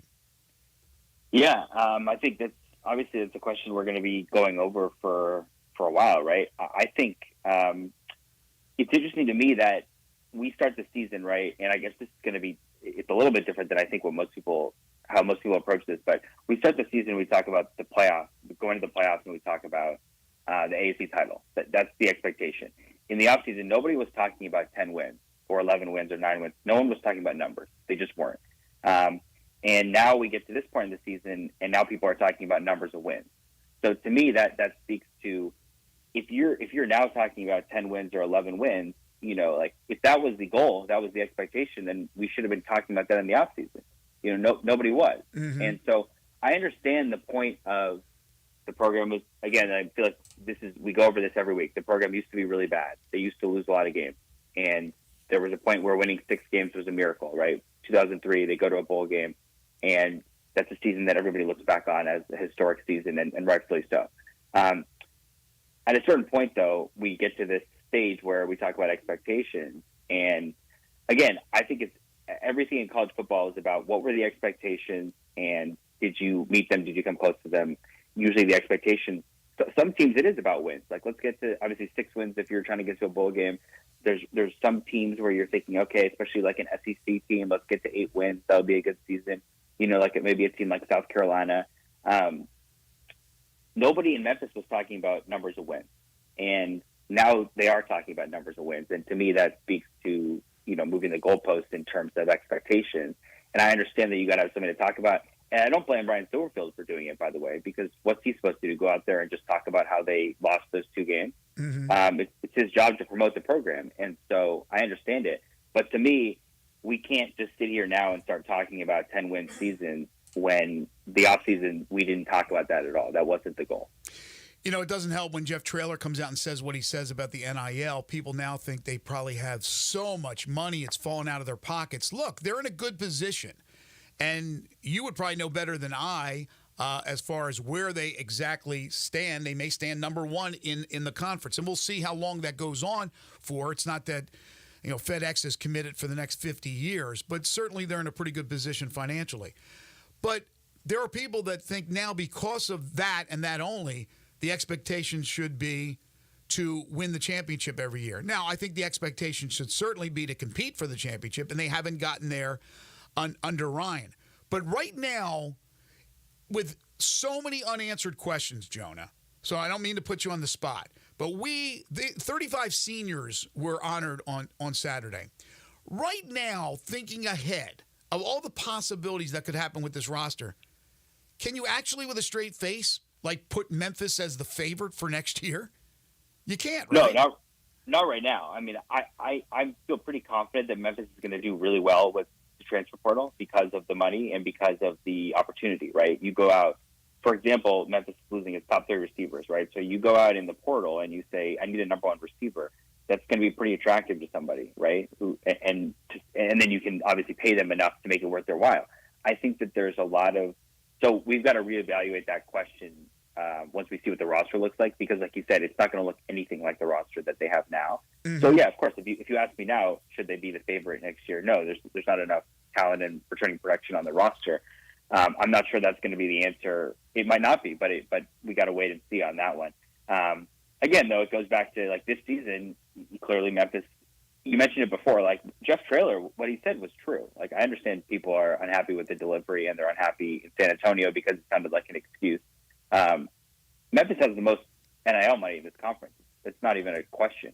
And there's a million reasons why teams win or lose games. And I do think that, to Ryan Silverfield's credit, he has done well in recruiting, and the bar for recruiting has gone up every year. But obviously, you don't win games with recruiting numbers, and so that's part of it. But yeah, I think that the roster, that's something that we're going to continue to talk about more. I think as we get into December and we talk about the bowl game, the amount of roster overturn that this program is going to undergo in the next couple of months is really, really significant. The likes that we have not seen in a long time, because this senior class, those 35 guys, a lot of them have been with the program for a long time, and there's a lot of production on both sides of the ball that needs to be replaced. Yeah, but it is the first year that they've had this extra money that vaulted them to number one. It doesn't mean that all of a sudden you're better than Tulane. I mean, there's the argument that Tulane is the best run program in the entire conference, and that could be true. I mean, people, I think, won't accept that, but I think right now you got to figure out a way to top Tulane starting next Thursday in a game down in New Orleans. But to me, right now, they're the cream of the crop of the conference, and you're chasing Tulane, even though right now you have more money to chase recruits with. That's my opinion. This is interesting, and we're a little short on time. I do want to hit you with a Grizzlies question, but this is from Athlon Sports before the season. This was back in May, and they listed this order of coach. It's amazing because all the coaches they have at the bottom have all been fired. So they knew, and I don't think it was that hard to figure out who was going to be good and who wasn't. But they have Jeff Traylor, number 1, John Sumrall, number 2 in his first year at Tulane, Jeff Monken, number 3, and Ryan Silverfield, number 4, as the top coaches in the league. Would you agree with that? Interesting. I mean, I think Sumrall, Sumrall to me is, I think you got to probably put Sumrall and Monken up there. That's, I guess, recency bias based on this season. I think Sumrall, to me, it's Sumrall right now because Army, obviously, you can talk about their schedule. We'll see how they do against Notre Dame on Saturday. Mm-hmm. I think that we really underrated Tulane because we said, oh, they're losing their coach and their quarterback, and you can't replace that. Sometimes you bring in a really good coach and a really good quarterback, and it doesn't matter. And John Sumrall has just done an amazing job, because there's the one thing about Tulane that I think it's important to note. All season when we talk about Memphis, people have this idea, and coaches say it and fans say it, of like, it's really hard to just blow teams out in the conference, right? Like Memphis doesn't really do it. People are upset about these close games, and it's true for the vast majority of teams in Group of 5. You can't just blow teams out every week. Tulane blows teams out every week. Mm-hmm. That's all they do. Right. And the fact that they've done it is really impressive. And I think the amount of success they've had in their first year under a new coach is it's amazing. And so John Sumrall, I think, deserves to be at or near the top of the conference in terms of that ranking. I don't think there's any question.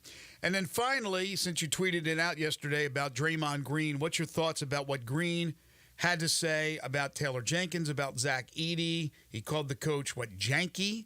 Called him too emotional. He also said, I think he was talking about Edey when he said too soft. What are your thoughts on that? Yeah, the too emotional one, because I know DeMichael asked Taylor Jenkins about it after the game, and he could have easily said, just responded by saying Draymond says that I'm too emotional, and then walked off. Right. Which is, I think, how I would have handled it. But it's crazy that it keeps going on. I mean, this has been going on, whatever these issues are. I think that I was trying to think the last time I remember a coach and a player getting into it to this extent. You hear players obviously getting to other players and stuff. But to just as long as you hear, people are saying things about other people, but they're not saying their names or stuff like that, to just go after a coach like that. I'm trying to remember the last time that something like that happened. So it's pretty interesting. The Grizzlies come to FedEx Forum next month, so I'm sure that Grizzlies fans will shower Draymond Green with plenty of welcoming words. I'm sure they will. He's Jonah Dillon from the Commercial Appeal. He's the Tigers football beat writer, covers the Grizzlies and so much more as well. You can follow him on Twitter at the Jonah Dillon. Jonah, as always, thank you so much. Really appreciate it. Yeah, thanks for having me. Take care.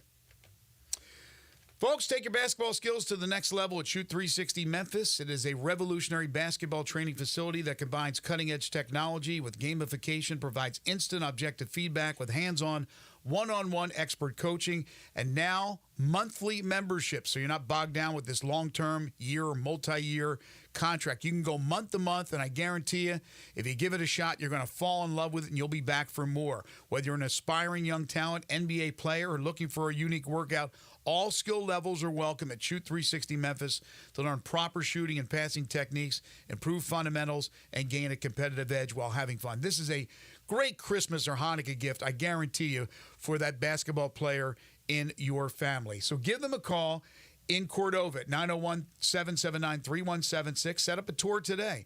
Or in Collierville at 901-316-5500. You can become a member at both locations as well. Go online to Shoot 360 Memphis. The future of basketball training is here at Shoot 360 Memphis. We're coming back with our final segment.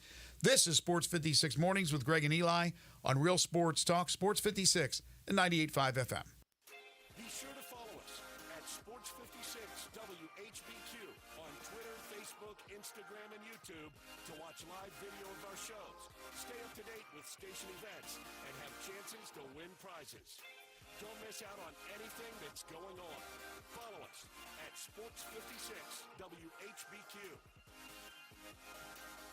If there's a better time of year to spend some time in the comfortable confines of Bell Tavern, I don't know what it is. This time of year when the air is getting crisp and college football, the NFL, the Grizzlies, and the Tigers are all playing is the ideal time to grab a seat at Memphis' best-kept secret. We say it all the time, and it's still true. You could go to some chain bar where people tend to make a lot of noise, or you could settle into Bell Tavern where people tend to act like adults. There will be cheering and there will be jeering, but it won't be chaos because at Bell Tavern, it's assumed you'll act like a grown-up.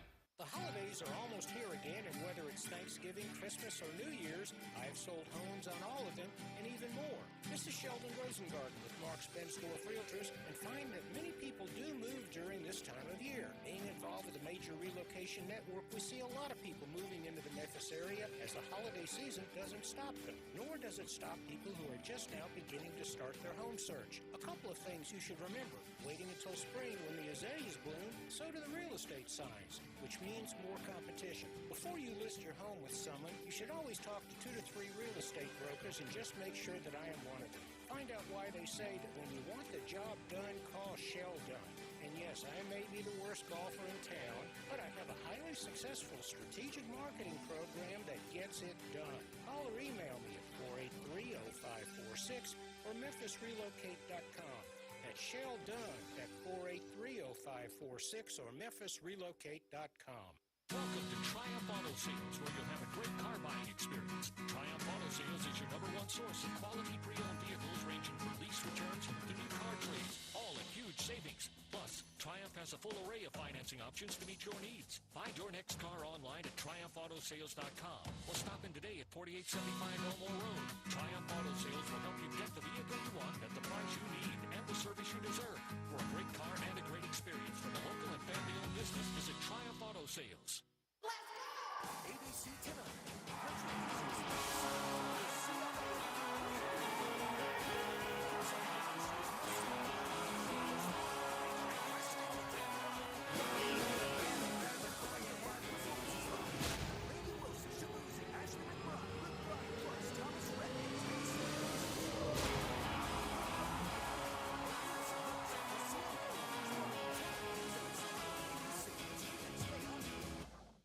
Indulge yourself or your loved ones this season with a trip to Sissy's Log Cabin. Here, you can shop our expansive selection of designer brands, one-of-a-kind jewelry, and spectacular statement pieces, all while enjoying the Sissy's promise of unmatched quality, service, and brilliant natural diamonds. Stop by any location or shop online at sissyslogcabin.com to find your trusted jeweler for holiday memories that will last a lifetime. Make a statement this season only at Sissy's Log Cabin. Now back to Sports 56 Mornings on Sports 56 and 98.5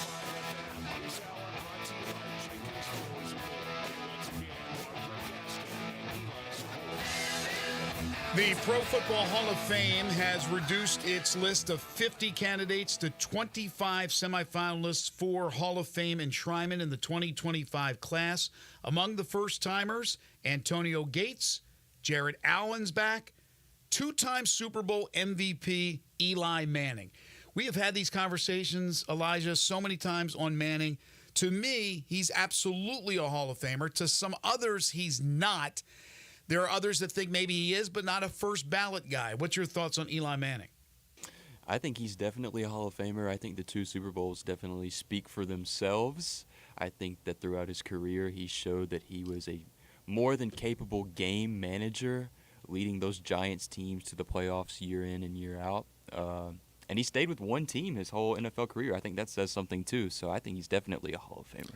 And look at where the Giants are now since he left. And he beat Brady a couple times, right? In the Super Bowl, for goodness sakes. I don't think there's any question. Also, final thing. Last night, I'm not sure if you watched the playoff committee rankings that came out. Did you watch the show? I did not tune into the show, no. Okay, so they have Joey Galloway. They have Booger McFarland. They have Greg McElroy, Reese Davis. Joey Galloway, they were talking about Indiana.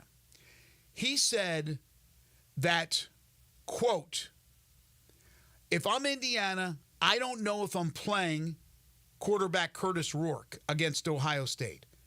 What could keep Indiana out of this, meaning getting into the playoff? He said getting their quarterback hurt. He was referencing Florida State last year. Is that the most unbelievable thing you've ever heard? You got a chance to beat Ohio State. Who knows where you can go in the rankings? And he's saying, put him on ice. Don't play him because there's a chance he can get hurt. And if he gets hurt, you're probably done. I saw this quote, and I could not believe it. What does that say to the committee? That you're willing to sit out your quarterback just so that he doesn't get hurt, but to potentially play in the playoffs? I think if you're willing to do that, then you don't deserve to get in the playoffs, especially if you get blown out into Ohio State. Yeah, they would never do that. Curt Cignetti was probably laughing when he saw that or read the quote if he wasn't watching the show last night. Joey Galloway, such a competitor, great receiver, college at Ohio State, in the NFL. To suggest that, I think, is ludicrous. Yeah, Florida State, I thought, got the raw deal last year, but you cannot play or go into a game and worry about an injury. That doesn't guarantee you're getting in or not because you don't know how it will turn out. How about if Ohio State beat you by 40? I mean, we didn't play our quarterback. You're right. What does it say to the committee? I think that's absolutely asinine. I'm very surprised I heard that last night from Joey Galloway. All right, that's going to do it for us today. I want to thank Jerry Palm, DeMichael Cole, and Jonah Dillon for joining us on the program. We're back tomorrow. Eli will join me bright and early at 7 a.m. Kerry Miller on college basketball, while the AutoZone Liberty Bowl inside college football hour in our world-famous Pick 6. We'll talk Grizzlies as they play the 76ers tonight and lots more. Plus, the Tigers will be heading out to San Francisco to meet the Dons tomorrow night. We will discuss that on the program. Waldo and Friends on Sports 56 is coming up next, so stay tuned for that. For Eli Savoy and Elijah Seegers, I'm Greg Gaston. Have a great Wednesday, everyone.